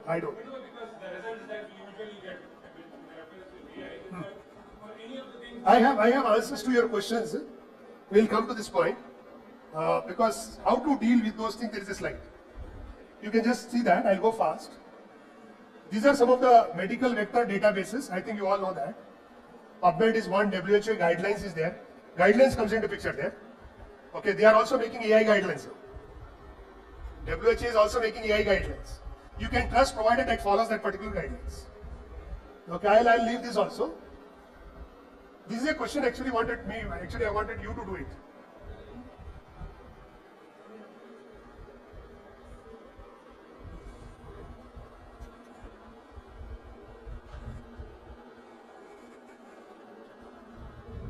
A strong generative AI healthcare research question should be specific, measurably, clinically relevant, ethically acceptable, scientifically novel.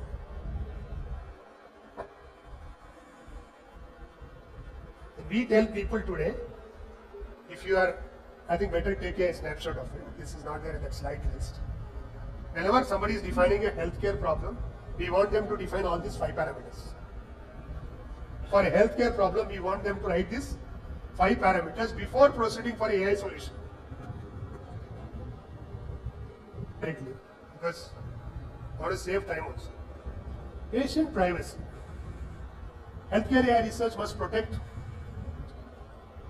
when I will tell PII, personally identifiable information. PHI is protected health information, that is as per WHO.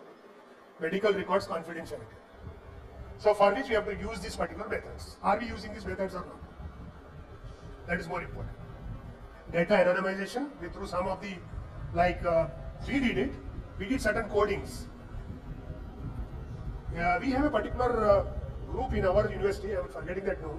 They are only working on the medical domains. Every few days, they will open a proposal, I can search my Google and tell you. Okay, you have to provide this particular information to them in any of the research proposal. Otherwise, from where you are going to access the data? How are you going to make a data anonymization? Okay, these sort of things are there. Then federated learning, I'll come to that point. Bias in healthcare. Historical healthcare inequalities.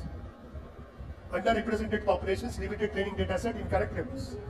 For that reason, we require the intervention of the doctors. For example, we found some of the particular symptoms. For example, for some diseases, we had at least 200 symptoms, 200 records. But for some of the diseases, we had only 25 records. We said we'll not go with AI. Why? Because it is not covering the very big population. Or we'll again ask the doctor, under what circumstances we can trust this. So this thing has to be again tested. What we did, she was there with us. We did correction to historical healthcare inequalities as well as incorrect labels before applying our AI. There we involve this particular doctor. We alone cannot work on that. Then again, does AI perform equally well across different patient groups? No. So you can again separate slicing for different patient groups. This is very interesting. This is the answer to your question again. Bias wala. Gender bias, age bias as well as. So some methods are proposed by the researchers. Statistical analysis to check the gender bias, subgroup testing for, we are understanding subgroup testing, right? We'll give a range of the ages. Maybe doctor will decide, again we cannot decide it. Maybe 15 to 22, I do not know. Okay, those sort of age groups will do it. And we'll do again the testing of that particular symptoms. Ethnicity bias, fairness matrix is again used here. Okay, we need to apply it. And if you are testing for particular disease, we need to do all these testings. We cannot just predict it, we got 100% accuracy, 72%, no. What about gender grouping? What about age grouping in that particular disease? What about ethnicity grouping? We have to do that particular things. There are only 3 written here. There may be many. That's the reason you are understanding why social sciences is working with us on AI and society. I think you understood that. We work on these particular concepts there. Oh, hallucination, we talked about it? Okay, I'll display that. You're aware of this policy, right? Plagiarism policy, you are aware of it? You all are aware of this policy? Please download this document and keep it for you. It's a PDF there available. Levels of plagiarisms which are similarities up to 10%. I want to tell you that this week Government of India has announced the AI plagiarism policy. This was for text, now it is also common for AI. Okay. Still it will come. I'll show you. I'll test one document in front of you. I'll show it to you.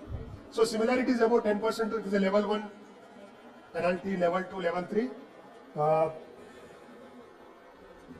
I was talking about IAIP, remember, Institutional Academic Integrity Panel shall impose penalty on the considering the severity of plagiarism. Please see the penalties. Penalties are different for the students and penalty are different for the faculty. Okay, faculty it is very, very severe. Okay, and I think I am one of the person responsible to give a very heavy penalty on faculty. This is, you have to read it. First one, probably I do not want to read it. Up to 10% allowed. Above 10% shall be asked to withdraw manuscripts. 40 to 60 shall be asked to withdraw manuscripts. Shall be denied the right to 1 annual increment. Shall be allowed to be, not be allowed to be supervisor to any new masters, MPhil, PhD student scholar for a period of 2 years. Shall be asked to withdraw manuscripts above similarity. Shall not be allowed to be supervisor to any new masters, MPhil, PhD student for a period of 3 years. Shall be denied 2 successive annual increments. So I will not tell you the name of the person, name of the university. So I got a message from one university that the message was different, but finally what outcome came was very difficult. I got a mail from one of the Vice Chancellor's office stating that you have been appointed as expert to review the application for foreign travel grant. So they called me and said that we should have a physical meeting. Please come to our university. I said, what for foreign travel grant? I said, the faculty is submitting 2 research papers in the international conference held at one country. Okay, I'll not tell country also. Otherwise, you'll search and find it. Okay. So, what I told is, okay, we can have meeting, but please send how many papers? There's 2 papers that the candidate is presenting in the same conference. I said, please email me those papers. They emailed me in my plagiarism too. I checked it and it was.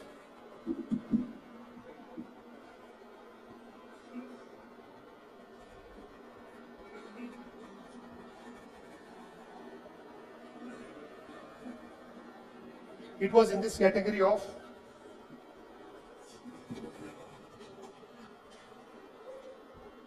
so I said I'm ready for meeting, but this is a plagiarism report. Poor fellow applied for travel grant. And finally this happened to him. Strongly my report was accepted by the Vice Chancellor. It was put up to the Executive Council. Executive Council ratified it and the fine was imposed. You know ultimately what happened?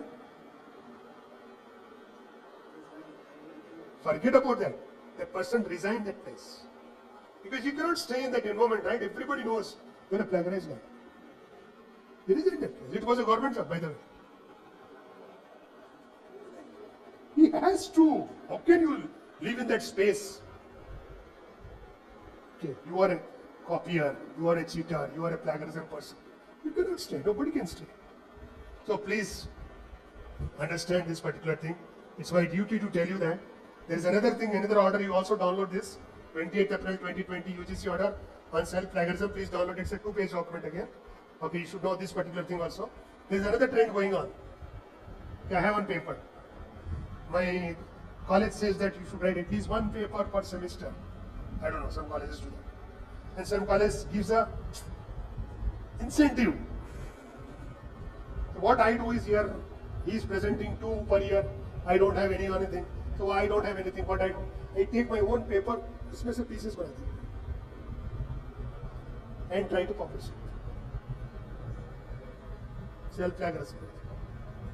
Okay. And I am an IIP member. If you see, just I opened that paper and I said about that paper quality, that figure is plagiarism, copied from LLM. Okay, without reading anything also we are able to tell you. We'll tell you that. Don't say how you copy it, how do you identify it and all.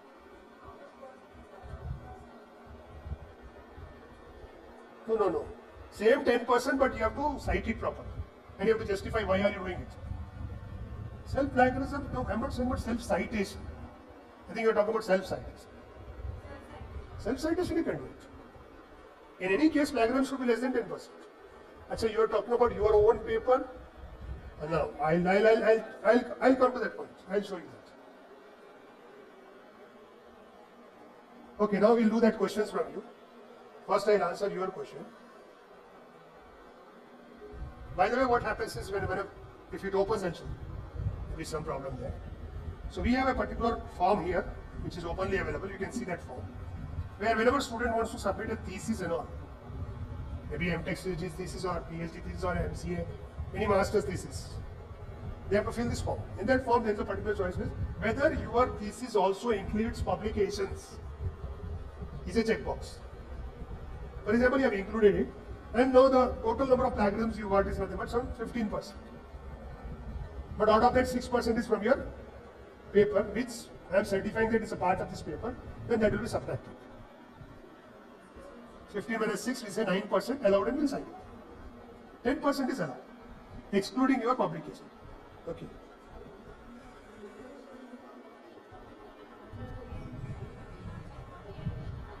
You can check it. They'll check it. For sure they'll check it. I'll show you another thing. If it's not opening. Back. July 8th I got this mail. Read this. Read this. I received a couple of days back. Note. Also read the note.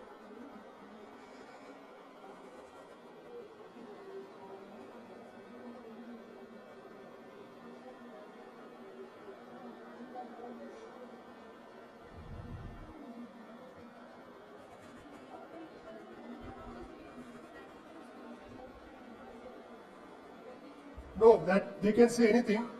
I'll tell you, some of the journals will tell you that 15% is accepted. But no, it should be 10%. Tomorrow, I am telling you because everybody are researchers here or somebody want to do research. From now onwards, whenever you have submitting one paper which is accepted, you should keep its plagiarism report with you. I'm a member of screening committee. We are not accepting publications if it is not enclosed with the plagiarism report. Even if you are submitting a conference paper, please keep your plagiarism report with you. Whenever you apply to some public sector jobs like us, attach the paper as well as attach the plagiarism report of it. Without plagiarism report, we are not accepting it these days. And from now onwards, it also includes AI plagiarism. You want to see this? Maybe sometime we can go to this YouTube video. I can read it later.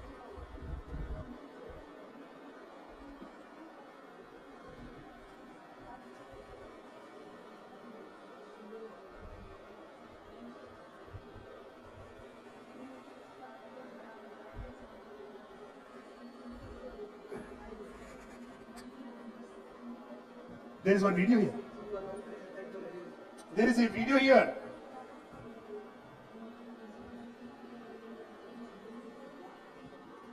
Okay, don't worry, we can catch that also.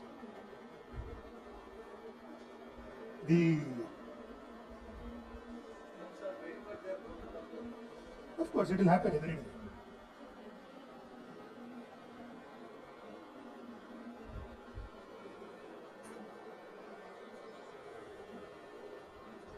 Okay, you can see this later. Understanding turnitin similarity. You can just go through that particular thing.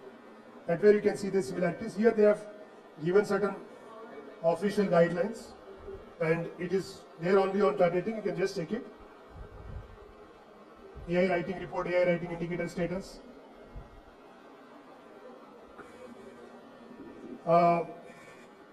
One of my students recently submitted a conference paper and he got a plagiarism. He says that I think I can show you that, maybe there in the mail, then you will believe, otherwise you will not believe it. It said, it's a conference, not even general. But it's a good conference. Good conferences will do that. It says that your text plagiarism is well within the limit. However, AI plagiarism is the higher side. And it was shown that AI plagiarism is 7%. They said as per our conference policy, it should be below 5%. So today you make a note of it. Forget about what anybody says. Text plagiarism should not be more than 10%. AI plagiarism should not be more than 5%. Go with this. That's the basis which I am going to tell you, because this will save you at every place. Now I asked my student, he was, I think whose paper was that? It was Pradyum, he does very good work. I asked, hey Pradyum, from where? Did you do AI copying? Yeah, I didn't do, he said.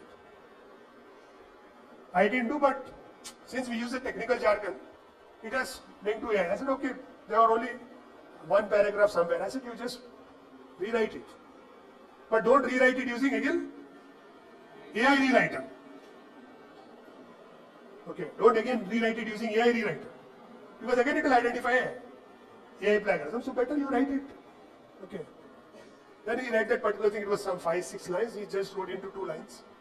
He submitted. Then it has gone through. Okay. So if you ask me, text plagiarism should not be more than 10%, AI plagiarism should not be more than 5%. That is the baseline, and you could go ahead. Yeah. You see here, AI generated only. AI generated text, that was AI paraphrased. Because people were thinking that paraphrasing ko kaun pakdega. So what we do is, you paraphrase it, don't use AI again.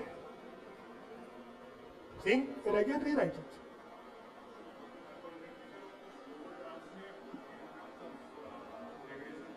Very much, 100% correct. Because I am working on language also. I cannot use Google Translator to write my content.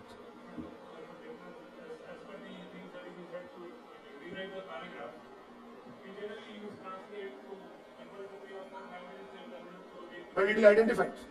Because I am in a Bharat Bhasha Samiti as an author. Actually, I do AI in Urdu also. So there they do not allow me to do translate.google.com. So I use the help of my Urdu department. Okay, they will send me scholars as interns and I do the translation work with them. I do write in English and I will make the help of translator. Then I will call one of the professor for proofreading it. And we get it typed. 10 साल के बाद मालूम हो जाएगा. अभी नहीं. But you will see that many authors will be blacklisted in the coming 5 to 10 years. Please be ready for that. Many language people will be plagiarized in the next 5 to 10 years. And they may be removed from the services also. That is going to happen. We are telling people now. Because we not only talk, now very good that I am talking to technical people. I do the AI for the social sciences and humanities also these days. There I tell them, must be ready. If you are doing that, till now nobody used to catch you. 5-10 years there. Already we are working, our team is working on Roman Urdu. Because we do not have Urdu OCR very well. Because we have so many things to do, but we cannot do that. So right now we are restricted to Roman Urdu because even the Telangana government is asking us, University of Hyderabad, so we are doing on Roman Urdu.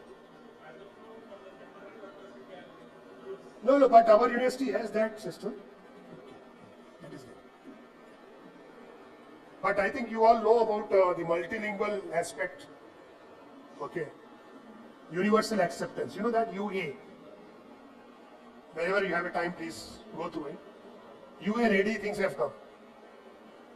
Okay, universal acceptance. Even UA ready website has come.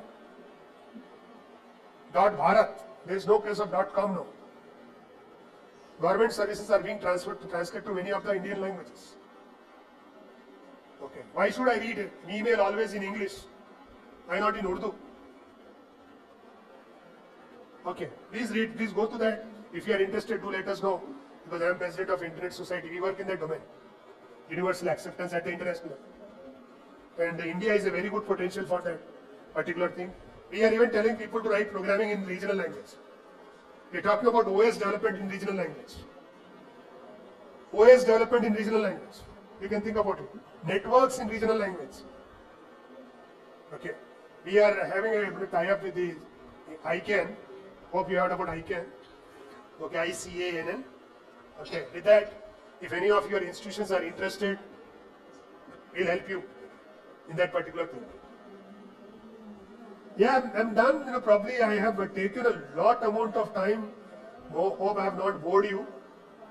Okay, but so I took a liberty to continue that discussion with. Okay, good that they told me to continue this session. That's where I did it.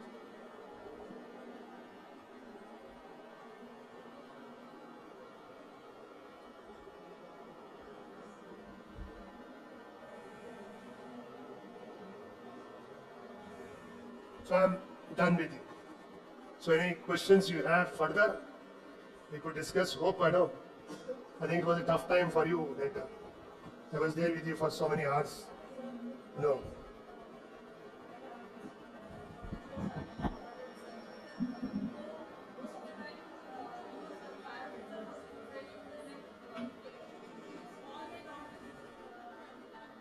We have sought a way for this. Probably you might have heard in my discussion. Our aim nowhere is to write paper. Please remove that from your mind. I'll tell you. We have started one mechanism in our lab. If you feel it is good, right, do it. Saturday today, post lunch, I think now it has started. My scholars will sit in lab. Okay. They will disconnect internet in the lab. They will write what they have done in this week. Algorithm, technical documentation, results they'll take it, whatever they have done it. Today they are going to write in the last half day about what they have done this week, no internet connected. Okay, they just write it. This practice, you will be very much surprised. We submitted one paper to a US conference a couple of years back. Our lab is not even checking plagiarism. We are not, though we have a Turnitin login, I am not checking plagiarism. We are so much confident about it. Because we made students, because students are, even we are not writing these days. So Saturday half day, they after lunch they'll come and they sit and they write what they have done this week. For example, they have developed some algorithm, about that they have written it. Mostly what they do is, since this, it will at least highlight some errors. Okay, they modify it. Sometimes they use Grammarly. They log into Grammarly and modify these things. So probably what we need to do is, we need to go on writing technical content, write paper later. I think today we have very good research groups. We get lot of jokes. Today's joke I'll tell you. We have very interesting jokes which comes to our research group. I think that is in your context. We have SC research group. Just logging it. And I think everybody, so many people laughed till now. I started my PhD wanting to change the world. Now I am just trying to change the font size on my figures so that they fit the journal's formatting requirements. Okay, that was the today's joke. There's so many jokes on research which comes to us every day and day out with very good, AI content in that. So the thing is, you need to write technical content. Okay, only when you feel, because I am not doing publications. Research in progress. Now, when you want to write publication is a question. If you are doing a research in a very good area, very emerging area, then while doing your research, you can present to a conference, but not a generic conference. Conference specialized in that particular area. Go and get the lot of meetings there. They will not leave you. I can tell you some of the conferences where people fear to present a paper even if it is accepted. I can tell you some conferences, even if your paper is accepted, presenting this, people fear it. Experts will blast you left and right. That blasting is required for work in progress. But if you have completed your work and you are very much satisfied, go for a journal. But work in progress, don't go for journal. So many people complain, we are putting some good journals, it is not being accepted. Why it will be accepted? Because it is work in progress. Once you feel that you have completed this work, you have to go for it. When journal publication, like if you see, we have some criteria as SCI publication and all, not that easy. You'll get a lot of reviews, you have to modify it, you have to do experimentation again. I told, right? We have a 35-page paper, and finally till it accepted it to 72 pages. Not so easy. Okay. So but those things will make you learn so many things. Now one student got so many reviews. So when the second student was presenting, I said, hey, please go through the reviews. So we made a particular diary in our lab where all reviews are recorded. Every student's reviews which have come from the reviewers are recorded. Anybody who is writing the paper in the domain, well, first read it. See whether you are satisfied with all those answers if it is asked to you. Still we get questions. That's good, that's good. Okay, but don't treat acceptance and rejection of the paper, rejection of your paper as a failure, no way. Because our system is made like that, pass, fail. I don't know. In research, you have to fail. You have to fail. Okay. I'll tell you only last example and I'll just close my session, otherwise if you have a question. My first paper, I was asked by my supervisor to write to a very renowned conference. So I told my supervisor, sir, it can't go for this conference. No, you have to write it. Do you think my supervisor doesn't know that it will not be accepted? Knows. Still, they made me write the paper. I have communicated the paper, 2007. Communicated the paper and paper got rejected. I got a mail. Okay, then it was second paper, by the way, second or third paper. So I think my teacher also got the mail. I didn't tell because fear of rejects. So daily evening I used to meet about 6 o'clock. I went to sir and I said, today's discussion, what happened to your IMCOM paper? I kept quiet for a long time and I said, sir, it's rejected. Oh, rejected? Okay. Did you get reviews? Well, yes sir, some 5-6 page reviews are there. He stood up and said, congratulations. Take that print out, start working on it. Because that's a renowned conference where you get all the best. Okay, that is what is required actually. So you need to probably work on the particular, again in your diary maintain list of the conferences in your area. Okay, if you have energy and funding, go outside also India if it is possible. Otherwise in India, don't miss it. Don't miss it. We don't miss it. We are not given funding for everything. We don't miss it. There we invest it. Okay, in India you should not leave it. And if it is in city, never leave it. For any reason, let you apply CL, let you lose one day salary.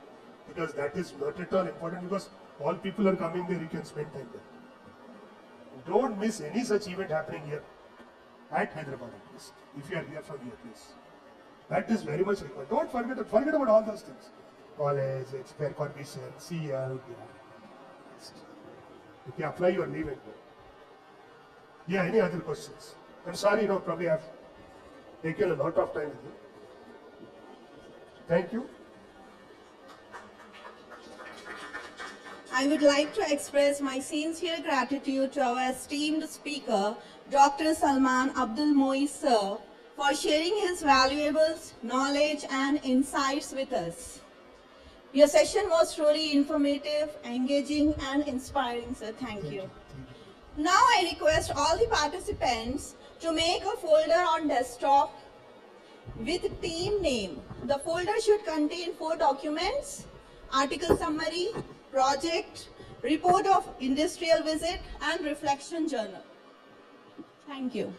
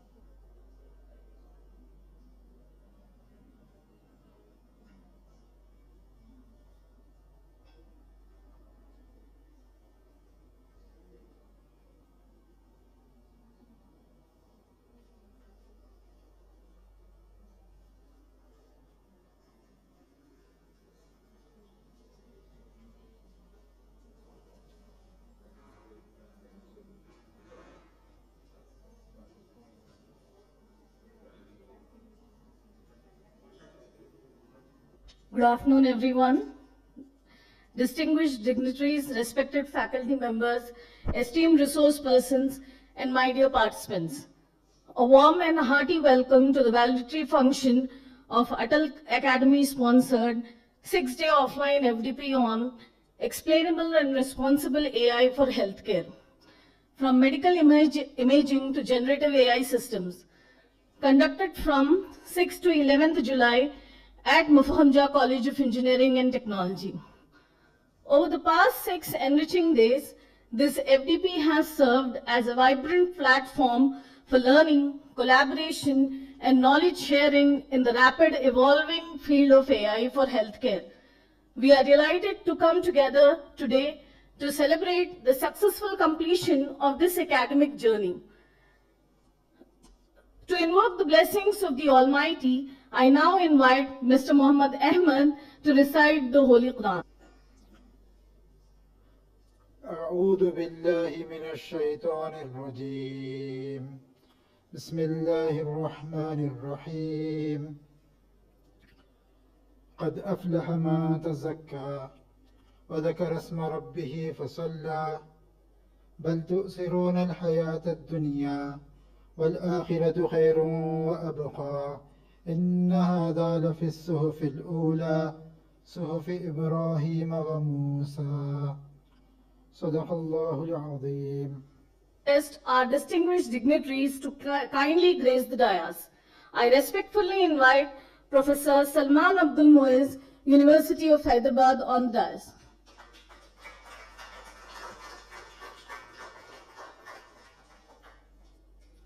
Professor Farhatullah Hussaini, Dean Student Affairs and Controller of Examination.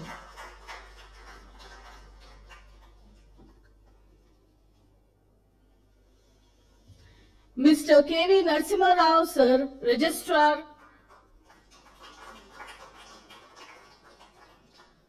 Dr. Syed Shabir Ahmed, Head CSED and the FDP Coordinator.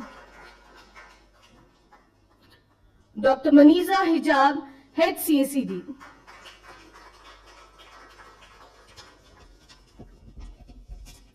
On behalf of the organizing committee, I extend a heartfelt welcome to all our dignitaries, participants, faculty members, and guests who have joined us for the valedictory ceremony. Every successful event is a reflection of dedicated planning, enthusiastic participation, and collective effort. To present a report highlighting the activities and achievements of this FDP, I now invite Dr. Syed Shabir Ahmed, Head CSED and the FDP Coordinator.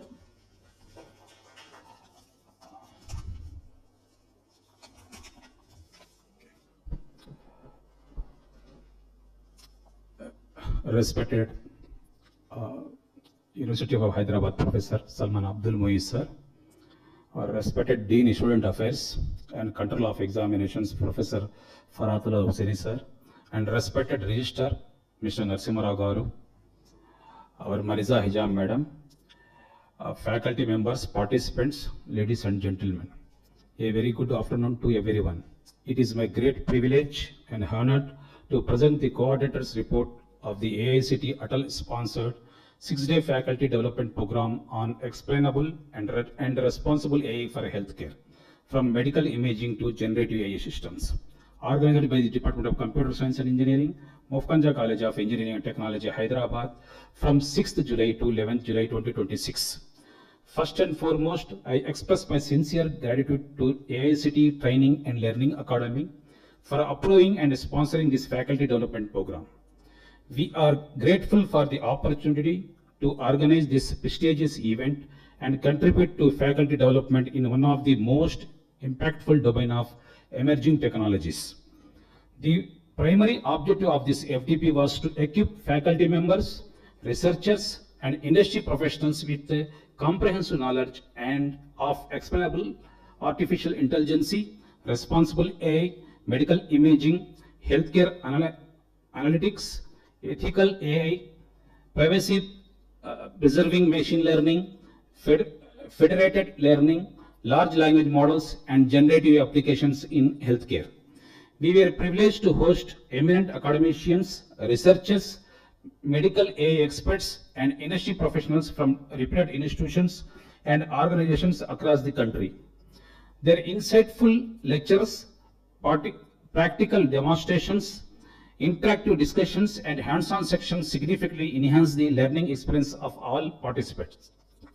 During these 6 days, the participants explored several cutting-edge topics, including introduction to AI in healthcare and medical imaging, explainable artificial intelligence, responsible and ethical AI frameworks, deep learning for medical diagnosis, privacy, security, and federated learning, large language models in healthcare, generative AI applications in clinical decision support, trustworthy AI systems,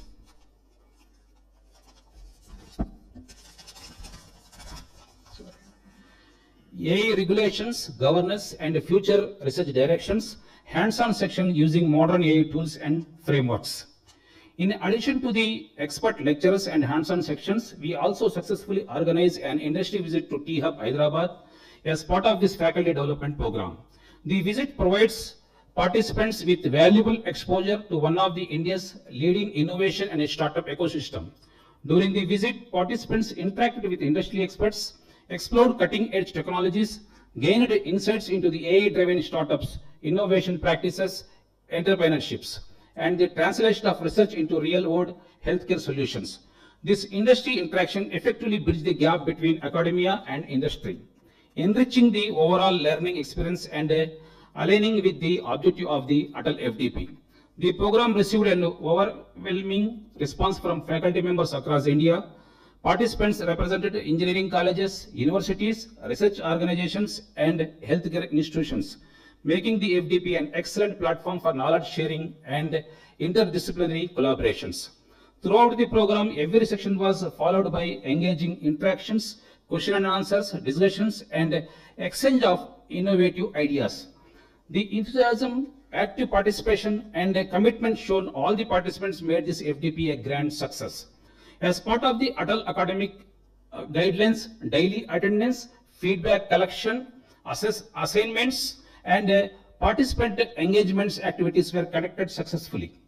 The feedback received from the participants has been highly encouraging, with appreciation for the quality of expert sections, practical orientation, organizing, hospitality, and overall learning experience. I take this opportunity to express my heartfelt gratitude to our esteemed resource persons whose valuable time, experts, and guidelines enriching this program. I sincerely thank our principal, Dean Student Affairs, Dean Academics, Registrar, Management, AICTE ATAL Academy, organizing committee members, faculty coordinators, student volunteers, technical support teams, administration staff, and every individual whose dedication efforts ensure the smooth conduct of this FDP. Finally, I extend my sincere appreciation to all the participants of the enthusiastic involvement, active discussions, and continuous learning spirit throughout these 6 days. I am confident that the knowledge gained during this FDP will inspire future research, innovation, teaching practices, collaborative projects, and responsible AI solutions for healthcare. With this, I conclude the coordinators' reports. Thank you all for your valuable support and participation. Thank you. Thank you, sir, for presenting the report. Let me just highlight this. The FDP witnessed an overwhelming response with 50 registered participants, including 42 participants from non-host institutions, reflecting the wide academic reach and impact of this AICTE ATAL-sponsored program. It is now my privilege to invite Professor Syed Farhatullah Hussaini, Dean Student Affairs and Controller of Examination, to address the gathering. Respected members on the dais, participants, faculty members, already exhaustive report is presented by Dr. Shabir, and there's nothing much for me to say on FDP and the topics and all the other things which are covered. In general, I would like to just say something, because we are all teachers, we are all faculty members. The students what we used to have about a decade back or so are different from what the students we are getting now. And we always say, "Bacche kharab hai, Pillal bagaledu. Students are bad. We always say that. And because of that, people are making movies like Three Idiots to show us that they are not bad. We are also bad. We are also having a problem. So when somebody wants to do a different project, we say the guy is doing some unrealistic project, so they won't accept. Then they will try to show us how to teach. Okay? So this is across all universities, across institutes of higher learning, everywhere, affiliated colleges, universities, everywhere, that is the situation. We fail to realize that those days, 100 channel TV, so many Facebook, Instagram, mobile phones, smart TVs, so many things were not there. Internet was not there. Things were different. Today, everyone is having all these things with them. And we know very well, some of the students, two categories are there. Basically, interested students, not interested students. But they are not dumb. They are all intelligent somewhere or the other. Right? Whether it's in the field of sports, whether it's in engineering, whether it's singing, whether it's something else, some skill or the other, they are intelligent. Basically, they are intelligent, right? How to cope up our education in this scenario, in these circumstances, is a challenge for us. We are teachers by choice or accidentally, but we are stuck. We cannot go away from here. So in these circumstances, how we should manage? How we should come out. So the days of what, the thing is, when I see the students, my robotic students will be there, they'll be working 24/7. Many times they'll sleep here only. We are not telling them to do that, or we are not giving them 10 marks or 20 marks or 30 marks or whatever it is. We're not giving them anything, but they are doing it on their own, on their interest. They're interested in doing that. They want to do that. Many times, throughout last 10 years, I'm seeing them. Batch after batch, I see them. They work very hard. They are very happy doing that. So we need to change the curriculum, which should be learning by doing, from lab to market. The concepts of teaching and learning have to change. Those days are gone when I was a student where my teacher used to come and write on the board and I used to listen and I used to appreciate that. I don't have patience now. I don't want to listen for an hour. I don't want to do that. I want to do and learn something, or make an inverter from the batteries of the car which have come for a particular event. I'm interested in that. So some changes we need to bring, whichever college you belong to, whenever the syllabuses are changes or whatever thing is happening.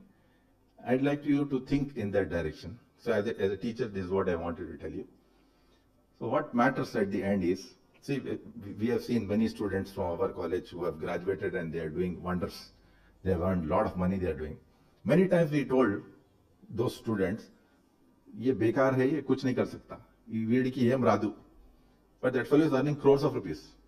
He is doing a lot of things. So that statement, what we are saying, making a general statement, is wrong. They are doing wonders, right? Everyone is good. This is what I'm trying to tell. We have to bring some changes in the system and education system, teaching, learning process and all. We are still following the old systems, which have to change a lot. So some of the universities are bringing a change. We also need to. At the end of the day, what matters as a teacher is, when they are growing, when they have done well, what matters is, 100 years from now, it does not matter what my bank balance is, the kind of house I lived, the kind of car I drove. What matters is the difference we have made in the life of children. Thank you. Thank you, sir, for your thought-provoking words. The true success of any faculty development program lies in the experiences and learning gained by the participants. I now invite few participants to share their valuable feedback and experiences during this 6-day FDP. After concluding, I am just only, I am very happy. Good afternoon to you all first, and I am very happy to be with you all. I congratulate all our group who have conducted this program very successfully. I request you all to give a big hand. Okay. So respected dignitaries on the dais and off the dais and all the respected HODs, dear faculty members and all the participants, a very good afternoon to one and all. So it's been a very happy moment for me for attending this 6-day offline workshop on behalf of this ATAL FDP program on explainable and responsible AI for healthcare. So coming to the feedback on this particular workshop, so I have taken a lot good takeaway from these sessions, because each day, whatever the sessions they have conducted, it's very much related to the research that we are doing for as of nowadays. So I'm very thankful. And not only the theory sessions, the practical sessions were very good. So Dr. Uma Maheshwar Rao sir and Anand sir, they have just given us a very good hands-on experience how to do and how to make use of this LLMs in our research area. And I am also very thankful to Salman sir, who has guided us as a research people, how you have to follow and how you have to reach to your goal, right? So coming to this, I'm also very thankful to the FTP coordinator, Dr. Salma Shabir sir, and co-coordinator Fauzia madam for offering us and conducting this workshop. So it was a great, immense pleasure for me to be a part of this particular FDP session and a good takeaway. And the most important thing is what you have learned is good, but how much you apply, it's most important, I feel. And definitely, I think everybody has to work on this, then only the main fruit of this FTP will be achieved. And not but the least, I thank our principal sir, Dr. A. Syed Hanuman sir, and our HOD ma'am, Padmalaya Nayak ma'am, for giving us a break of 6 days so that we can happily attend this 6-day workshop without a break. So thank you one and all, and I'm very happy for all the team members of the college. The hospitality was very good, so the faculty was very supportive and helpful, and it made our task more easy. So thank you to all the teamwork of MJCET who were a part of this FTB program. Thank you once again.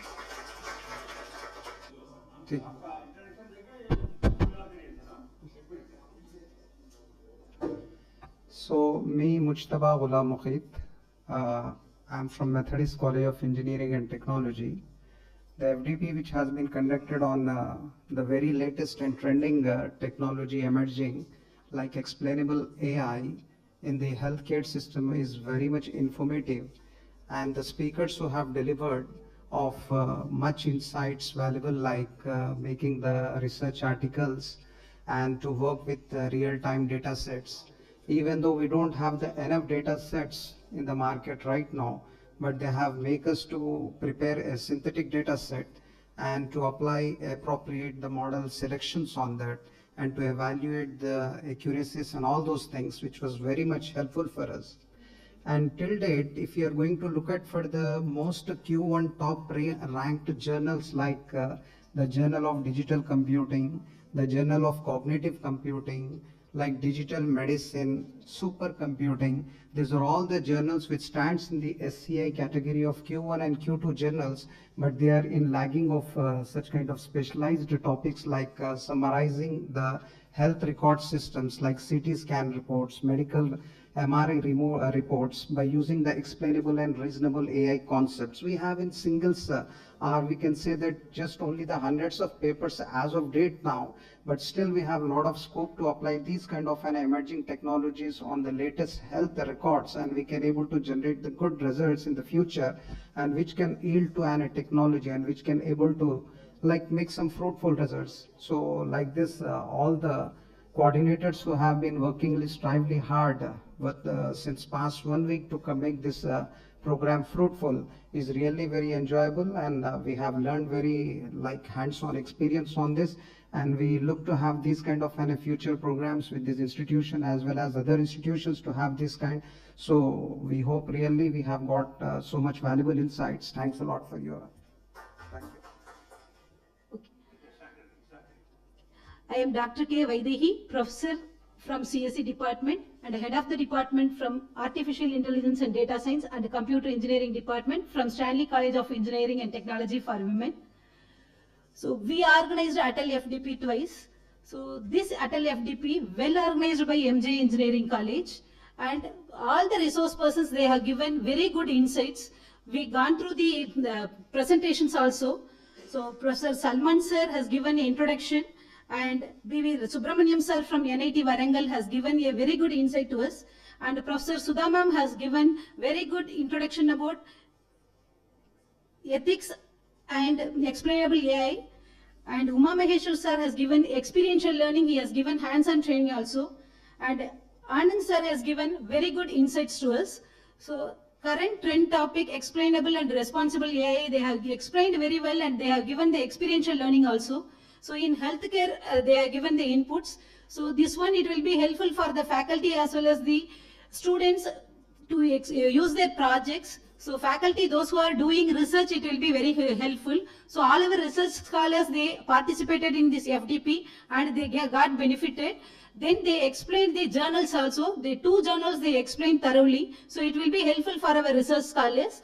And we went to VHub also. THub, they have shown all the entrepreneurship experiences also. It will be helpful to us. Once again, we are thanking our MJ College for their not only they are giving knowledge, they have given very good hospitality, and they are continuously from day 1 to till day end, they have given their hospitality and curricular and co-curricular activities they are given to us. It will be very much helpful to us. Thank you so much. Thank you, ma'am. Thank you for sharing your thoughts. Your feedback inspires us to continue organizing meaningful academic programs in the future. As we arrive at the conclusion of this memorable program, it is now my pleasant privilege to present the vote of thanks. On this auspicious occasion of the valedictory function of the AICTE Academy sponsored 6-day faculty development program on explainable and responsible AI for healthcare, from medical imaging to generative AI systems. First and foremost, I express my sincere gratitude to AICTE Training and Learning Academy for sponsoring this FDP and providing us with an excellent opportunity to organize this enriching academic event. I extend my heartfelt gratitude to the management and leadership of Mufakanja College of Engineering and Technology. I express my sincere gratitude to our Honorable Secretary, Mr. Zafar Javed, whose visionary leadership, constant encouragement and unwavering support have been a great source of inspiration in organizing this FDP. I also convey my sincere thanks to our respected principal, Professor S. Srinivas Rao sir, for his continuous guidance, motivation and steadfast support throughout the planning and successful execution of this FDP. Their commitment to promoting academic excellence and faculty development has been instrumental in making this program a grand success.